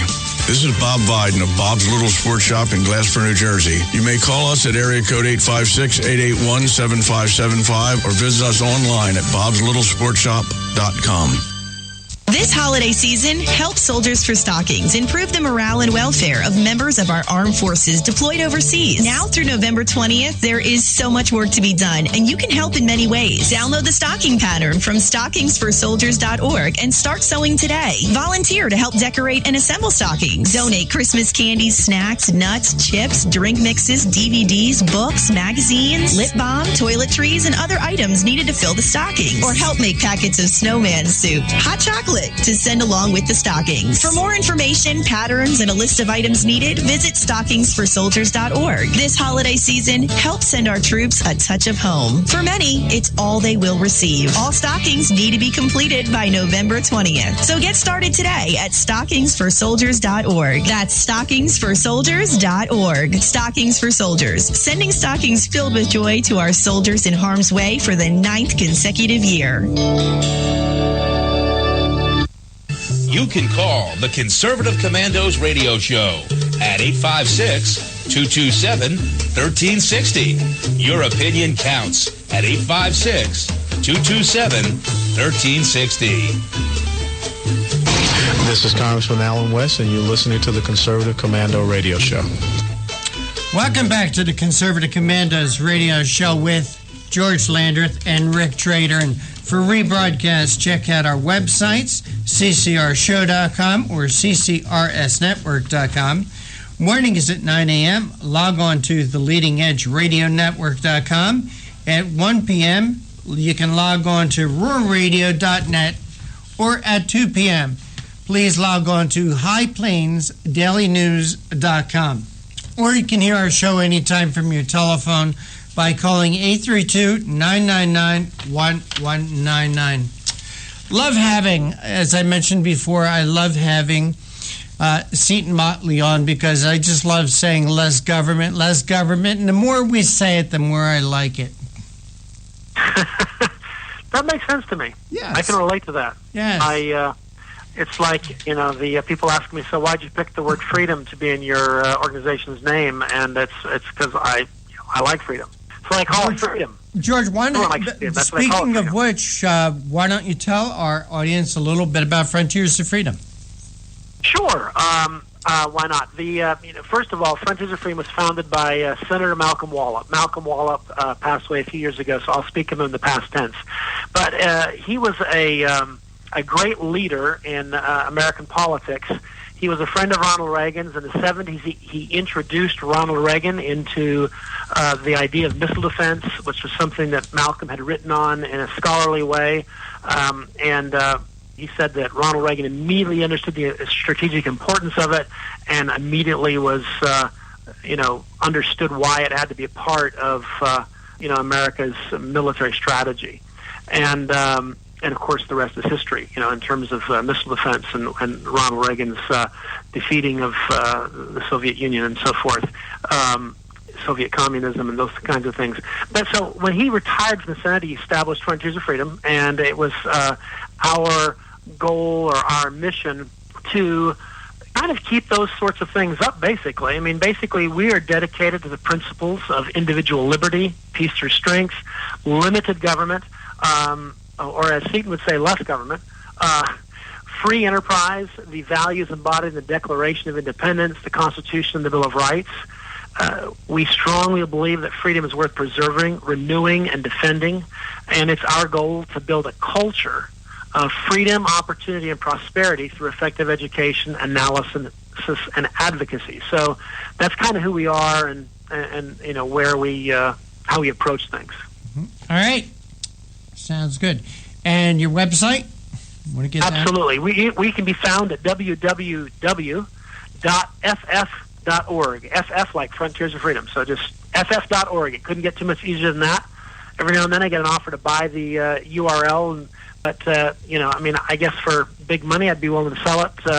But when someone offers you a couple $100 for it, it's like, I think the 2-letter URL is too useful to give up for that. So $200. And of course, you host and I co-host Frontiers of Freedom Hour of Action, heard here on WNJC 1360 as part of the Conservative Commandos radio network at 2 p.m. on Tuesday afternoons. Always look forward to sharing that time with you, George. I do too. It's a lot of fun. It's, a lot is going on and these issues matter, and so it's a lot of fun to dig into them and talk about why they're important and try to bring conservative principles and into how we see these issues. Because I think most of the time conservatives know kind of where things, how they hammer out, but hopefully we bring them some facts they hadn't heard before. And occasionally I hope that we can bring some analysis that hadn't occurred to them because they've been busy and hadn't had a chance to give it some deep thought. And every now and then I'd like to think that we thought of something new. And we encourage our listeners to listen in. Again, that's Frontiers of Freedom, Hour of Action with George Landreth and yours truly, Rick Trader, heard Tuesdays at 2 p.m. East Coast time here on WNJC 1360 as part of the Conservative Commandos radio network. Hey, George, we got to get another break out of the way before we get our next guest on, and you are listening to the Conservative Commandos radio show with George Landreth and Rick Trader, coming to you today from our studios at WNJC 1360 in Philadelphia, around the world on the internet with CPR Worldwide Media, TalkStream Live, SHR Media, K98 Talk, iHeartRadio, Rebooting Liberty Radio Network, AM, FM 24/7, and a whole bunch of others. On the other side, George and I are going to be talking with Dr. Randy Arrington. Be right back. That's my prerogative. They say I'm nasty, but You've heard Paul Deltz playing the music on the Your Music Matters morning show. He is also an experienced mortgage loan officer working for U.S. Mortgage Corporation and assists homeowners navigate the reverse mortgage process. If you are finding yourself asking questions whether or not you set aside enough for retirement, Paul can sit down with you, your family, and your financial advisor and discuss how a reverse mortgage may be a valuable resource for your retirement plan. You will be responsible for paying your taxes and insurance, and the reverse mortgage can help with this and other expenses, such as home health care or other untimely bills. Put Paul's 20-plus years of experience to work for you, as choosing the right option for your situation can be critical. Call Paul at U.S. Mortgage Corporation at 877-213-9977. That's 877-213-9977. Or go to seniormatters.info for more information. U.S. Mortgage Corporation is a licensed mortgage banker in New Jersey, Pennsylvania, and Delaware, and an equal housing lender. NMLS number 3901. U.S. Mortgage Corporation is located at 201 Old Country Road, Suite 140, Melville, New York, 11747. This advertisement applies to first lien mortgages. Paul E. Dilks, NMLS is 485904. Hi, this is Bob Vide, owner of Bob's Little Sports Shop in Glasper, New Jersey. I've had the opportunity to travel in many foreign countries, and I've seen what happens to people when they lose their freedom. I wrote this poem. Give us freedom was the cry as they marched throughout the night. At Concord Bridge in Trenton, for freedom they would fight. To build a nation that would last with peace and liberty, it is a job that's never done if we are to be free. They wrote a declaration to announce that we are free, then a constitution for all the world to see. But this is ink on paper. We must make it last. It must always be defended, and that is quite a task. Today the battle rages for freedom in our land. To save our Constitution, we all must take a stand. We must stand up for freedom in our actions every day, and you can stand up with us. Join the NRA. This is Bob Biden of Bob's Little Sports Shop in Glasper, New Jersey. You may call us at area code 856-881-7575 or visit us online at bobslittle.sportshop.com. What does it take to be the leader in production systems technology? To be the one company that solves production problems at any plant, for any product, and with any technology? It takes a 30-year record of success. It takes total mastery of complex technologies with a history of delivering success every time, without fail. Only one company can claim that high ground in manufacturing line optimization, data automation, and systems integration, and that's Philadelphia Control Systems. In factories worldwide, Philadelphia Control Systems programs, software, and engineering solutions deliver optimal performance and output flow with a record that can't be matched. Any plant, any product, any technology. Philadelphia Control Systems, the leader in production automation since 1982. 800-335-9811. PCS4automation.com. That's PCS, the number 4, automation.com. Conservative Commandos radio show is expanding to become the Conservative Commandos Radio Network. We're establishing a front line of conservative radio broadcasters and ironclad patriots to declare war against the madness of liberalism and the Obama administration. Are you tired, as I am, about the disregard for our Constitution? Do you still have faith in the American dream? Are you looking for sensible, smart radio? If so, listen to the Conservative Commandos Radio Network every weekday from 11 a.m. to 5 p.m. on WNJC Radio 1360 a.m. or around the world on the internet at WNJCradio.com. Check out our websites, ConservativeCommandosRadioNetwork.com and CCRN.com for rebroadcasts and network updates. We are the Conservative Commandos Radio Network, where even more newsmakers go to be heard. This holiday season, help Soldiers for Stockings improve the morale and welfare of members of our armed forces deployed overseas. Now through November 20th, there is so much work to be done, and you can help in many ways. Download the stocking pattern from stockingsforsoldiers.org and start sewing today. Volunteer to help decorate and assemble stockings. Donate Christmas candies, snacks, nuts, chips, drink mixes, DVDs, books, magazines, lip balm, toiletries, and other items needed to fill the stockings. Or help make packets of snowman soup, hot chocolate, to send along with the stockings. For more information, patterns, and a list of items needed, visit stockingsforsoldiers.org. This holiday season, help send our troops a touch of home. For many, it's all they will receive. All stockings need to be completed by November 20th. So get started today at stockingsforsoldiers.org. That's stockingsforsoldiers.org. Stockings for Soldiers, sending stockings filled with joy to our soldiers in harm's way for the 9th consecutive year.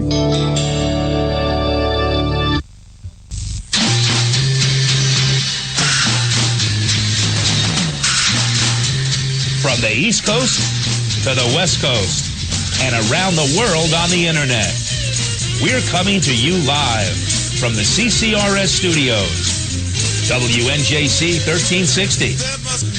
This is the Conservative Commandos radio show with your host, Rick Trader. The Conservative Commandos radio show, where the newsmakers go to be heard.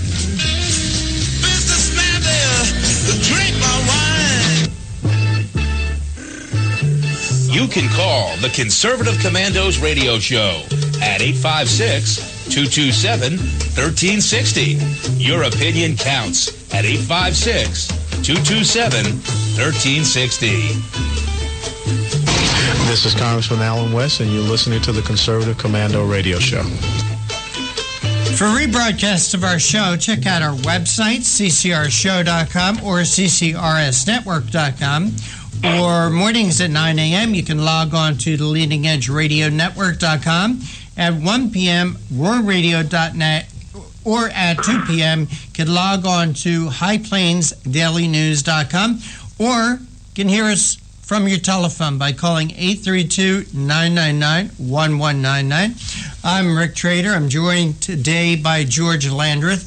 George, you're the host of Frontiers of Freedom, Hour of Action, part of the Conservative Commandos radio network that we've been doing here at WNJC 1360 for about 9 months now. And we do have our newest show host with us, and that's Dr. Randy Arrington. Dr. Randy is the host of Office Hours with Dr. A, heard here on WNJC 1360, Tuesdays at 5 p.m. Dr. Randy is a retired tactical naval aviator who flew attack jets off aircraft carriers for 20 years. And from what I understand about aviation, that is the toughest job in an airplane. He's also was a professor of political science at UCLA, and he's the author of the naval aviation action novel Kerosene Cowboys, which was turned into a major motion picture. Dr. Randy, welcome to the Conservative Commandos radio show. Also, welcome to the Conservative Commandos radio network. Great to have you with us. Well, thank you very much, Rick, for having me. I appreciate it. It's an honor. Well, the honor is ours.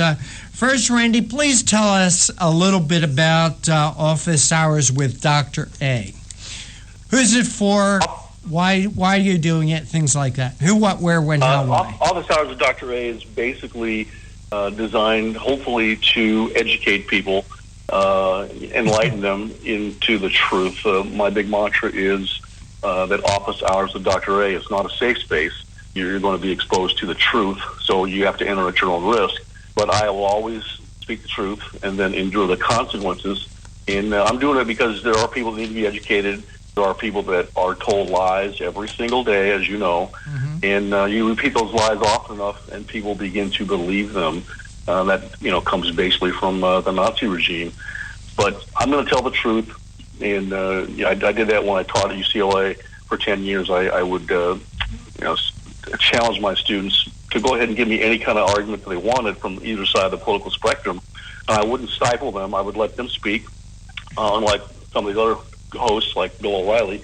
I let them speak, give a good argument. They didn't have to agree with me, Dr. A, to give an A in the class. As long as they gave a good argument, I could give them an A.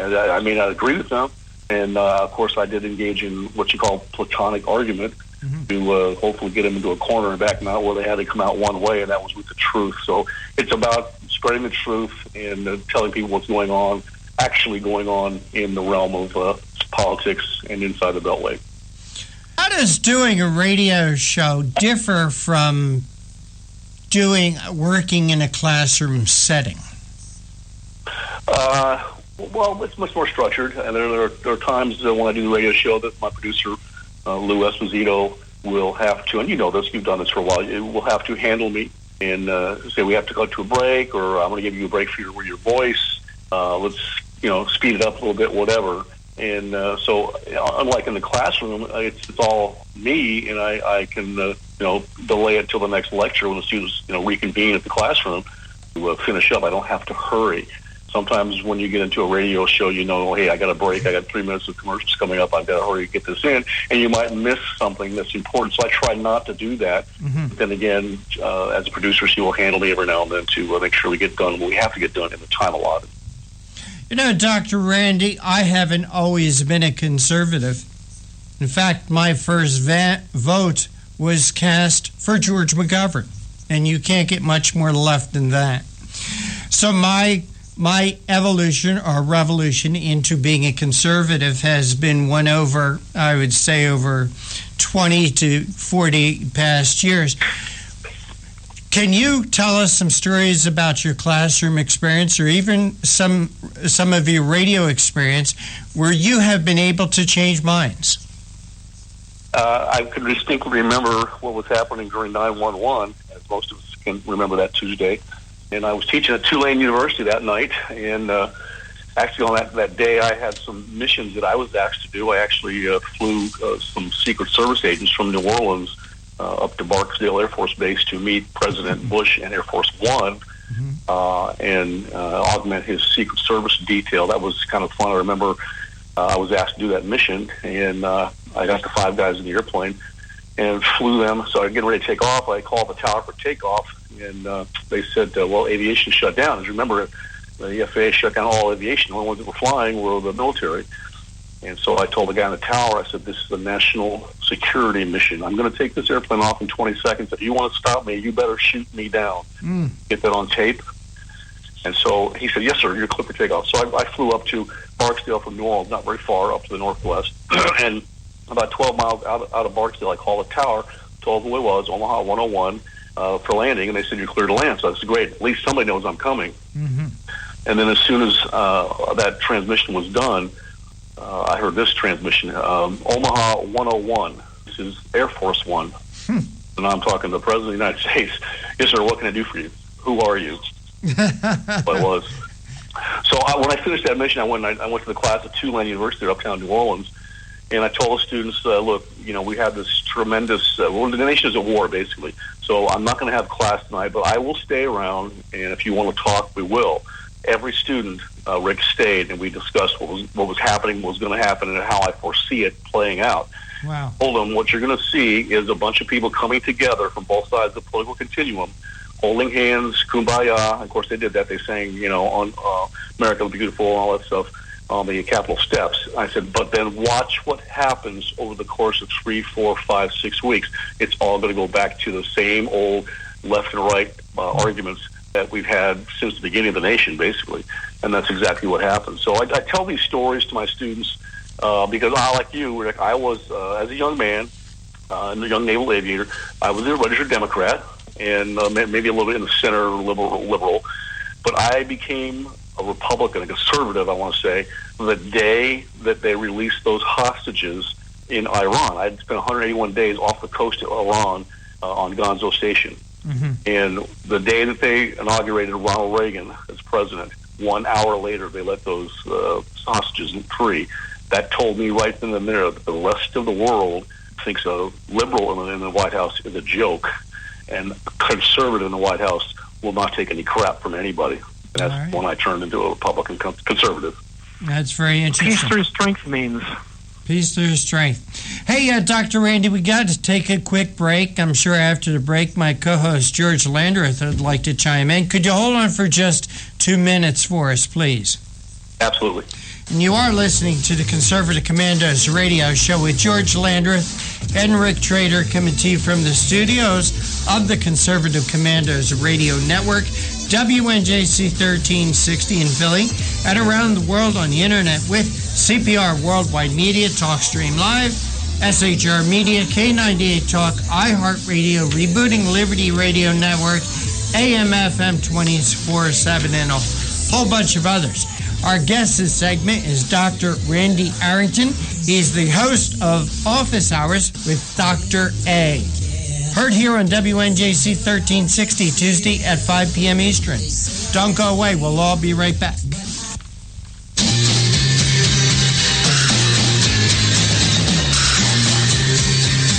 The Conservative Commandos radio show is expanding to become the Conservative Commandos radio network. We are establishing a front line of conservative radio broadcasters and ironclad patriots to declare war against the madness of liberalism and the Obama administration. Are you tired of the disregard for our Constitution? Do you still have faith in the American dream? Are you looking for sensible, smart radio? If so, listen to the Conservative Commandos radio network every weekday from 11 a.m. to 7 p.m. and Saturdays from 2 to 6 p.m. on WNJC Radio, 1360 on your AM dial, or around the world on the internet at WNJCradio.com. Check out our website, CCRSnetwork.com, for rebroadcasts and network updates. We are the Conservative Commandos Radio Network, where now even more newsmakers go to be heard. Hi, this is Bob Vide, owner of Bob's Little Sports Shop in Glasper, New Jersey. I've had the opportunity to travel in many foreign countries, and I've seen what happens to people when they lose their freedom. I wrote this poem. Give us freedom was the cry as they marched throughout the night. At Concord Bridge in Trenton, for freedom they would fight. To build a nation that would last with peace and liberty, it is a job that's never done if we are to be free. They wrote a declaration to announce that we are free, then a constitution for all the world to see. But this is ink on paper. We must make it last. It must always be defended, and that is quite a task.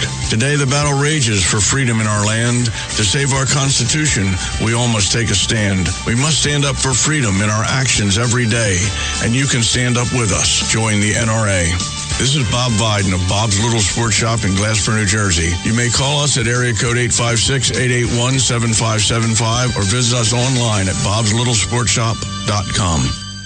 This holiday season, help Soldiers for Stockings improve the morale and welfare of members of our armed forces deployed overseas. Now through November 20th, there is so much work to be done, and you can help in many ways. Download the stocking pattern from stockingsforsoldiers.org and start sewing today. Volunteer to help decorate and assemble stockings. Donate Christmas candies, snacks, nuts, chips, drink mixes, DVDs, books, magazines, lip balm, toiletries, and other items needed to fill the stockings. Or help make packets of snowman soup, hot chocolate, to send along with the stockings. For more information, patterns, and a list of items needed, visit stockingsforsoldiers.org. This holiday season, help send our troops a touch of home. For many, it's all they will receive. All stockings need to be completed by November 20th. So get started today at stockingsforsoldiers.org. That's stockingsforsoldiers.org. Stockings for Soldiers, sending stockings filled with joy to our soldiers in harm's way for the 9th consecutive year.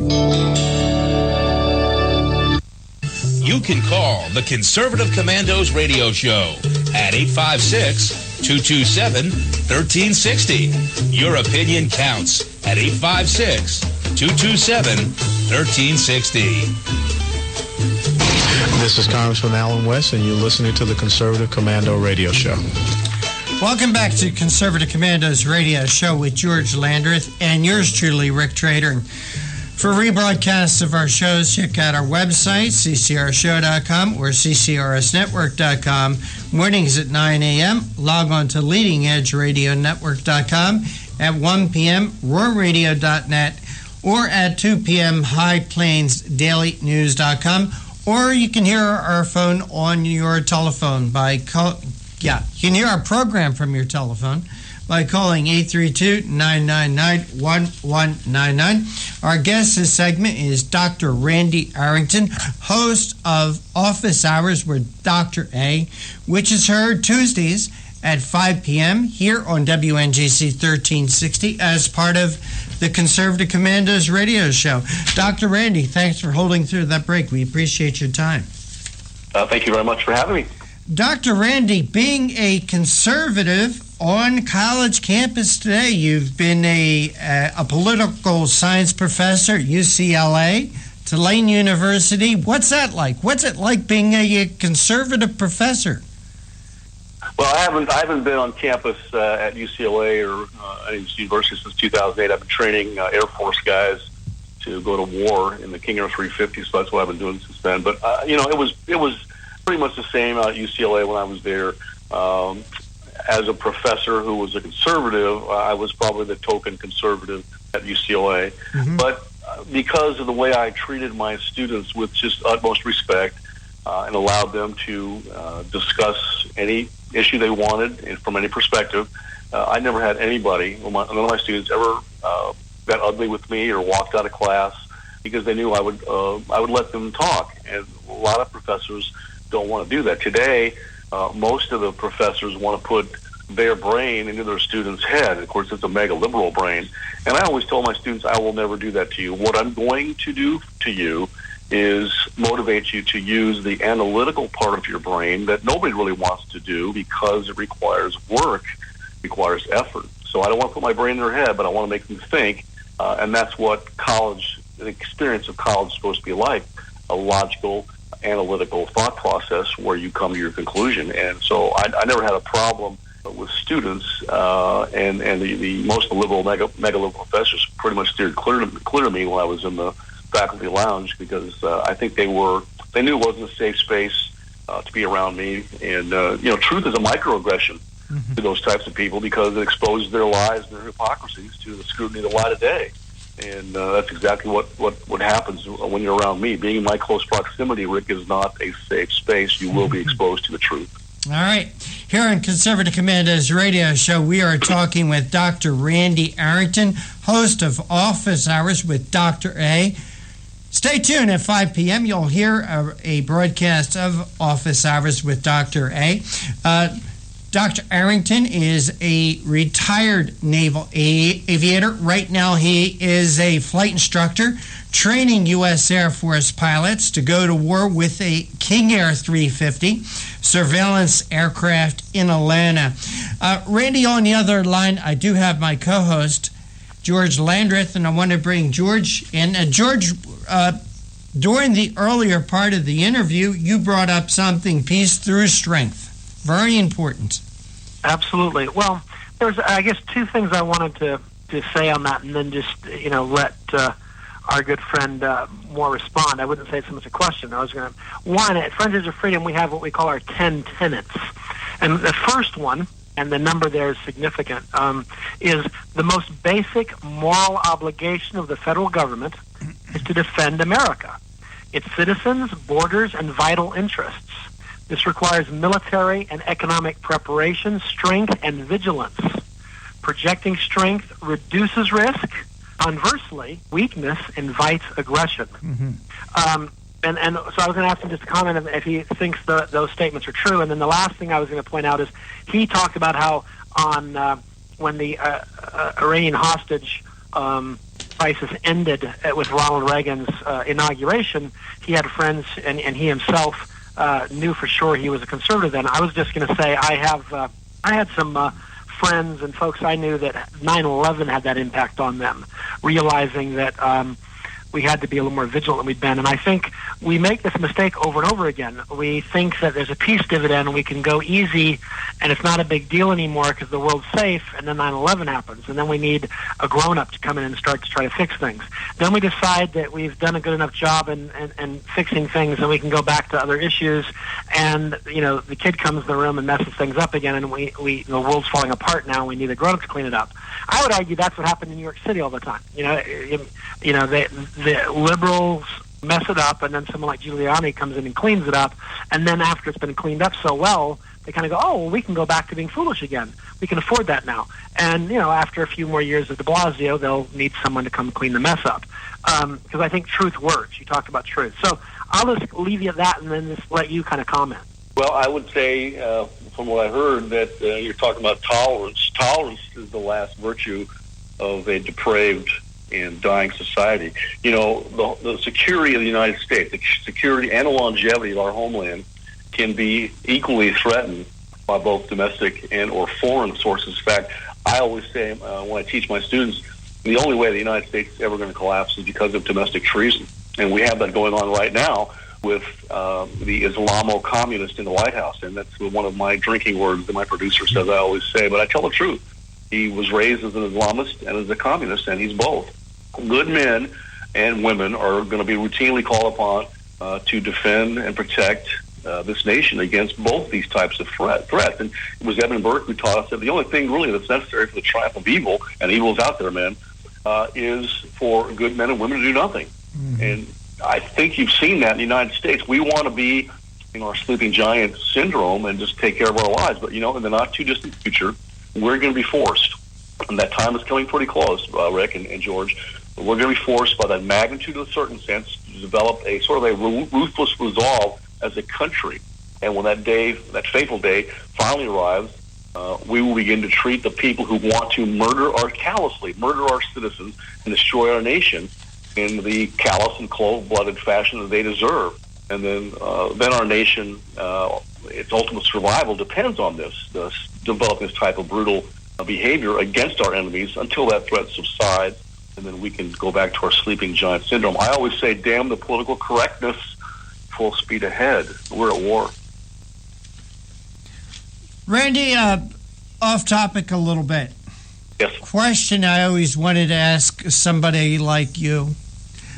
Being a pilot of minor aircraft called ultralights, I know flying and landing sometimes can get to be a little hair-raising, especially when it's windy, but I can't imagine trying to land a high-performance jet aircraft going 180 miles an hour on a carrier deck. What is that like? Well, those of you that are a little bit older will understand it's the ultimate e-ticket ride at Disneyland. It used to be you didn't just pay one fee. You bought a ticket book, and the e-ticket was best rides, the Matterhorn, that sort of stuff. We get so well trained, Rick, that it almost seems like in the daytime when we're traveling on board the carriers, we get a little complacent. Nobody gets complacent at night because it's very scary at night. That's when guys die. The aircraft carrier has to be lit up at night like any other large vessel on the open ocean so that it doesn't attract any undue attention. So it's very dark. And the guys, we do it at nighttime. We have to do it every 7 days because the qualification is only good for 7 days.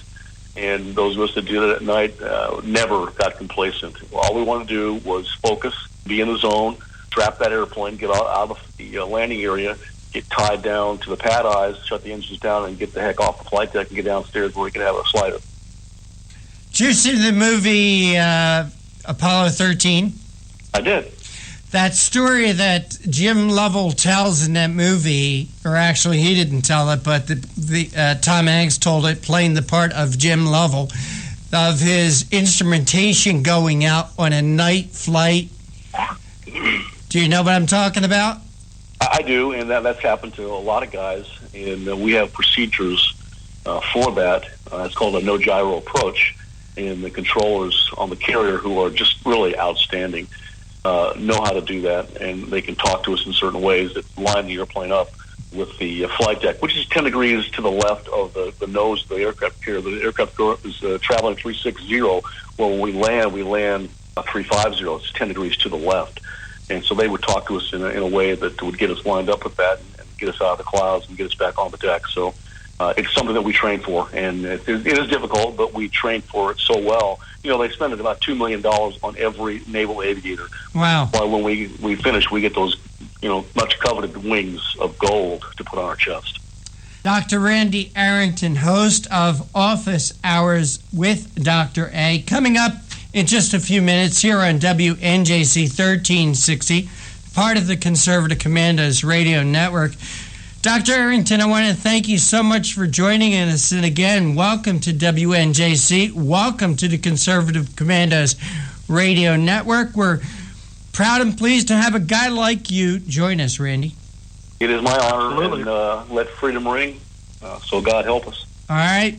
George Landreth, I want to thank you so much for sitting in today as my co-host. I also want to thank our other guest, Seton Motley. George, 30 seconds. Last thoughts? Well, I always try to remind folks that conservatism is time-tested. It has proven to work every time it's tried. It provides people with the best quality of life, the most opportunity. So it's worth fighting for, and I hope that we will always be eternally vigilant, because it's a cause that those before us have given their lives for. I don't think we necessarily have to do that, at least not on most of us. But we ought to fight for freedom every day and make it a serious endeavor, not just something that's a passing interest to us, because it's much too valuable. And once it's lost, there's no way to retain it or regain it unless you're willing to spill blood to do it. All right. Right after us is Office Hours with Dr. A. That's Dr. Randy Arrington. But for right now, we're out of time. We got to run. We got to go. Take care. God bless. We'll see you tomorrow on the radio.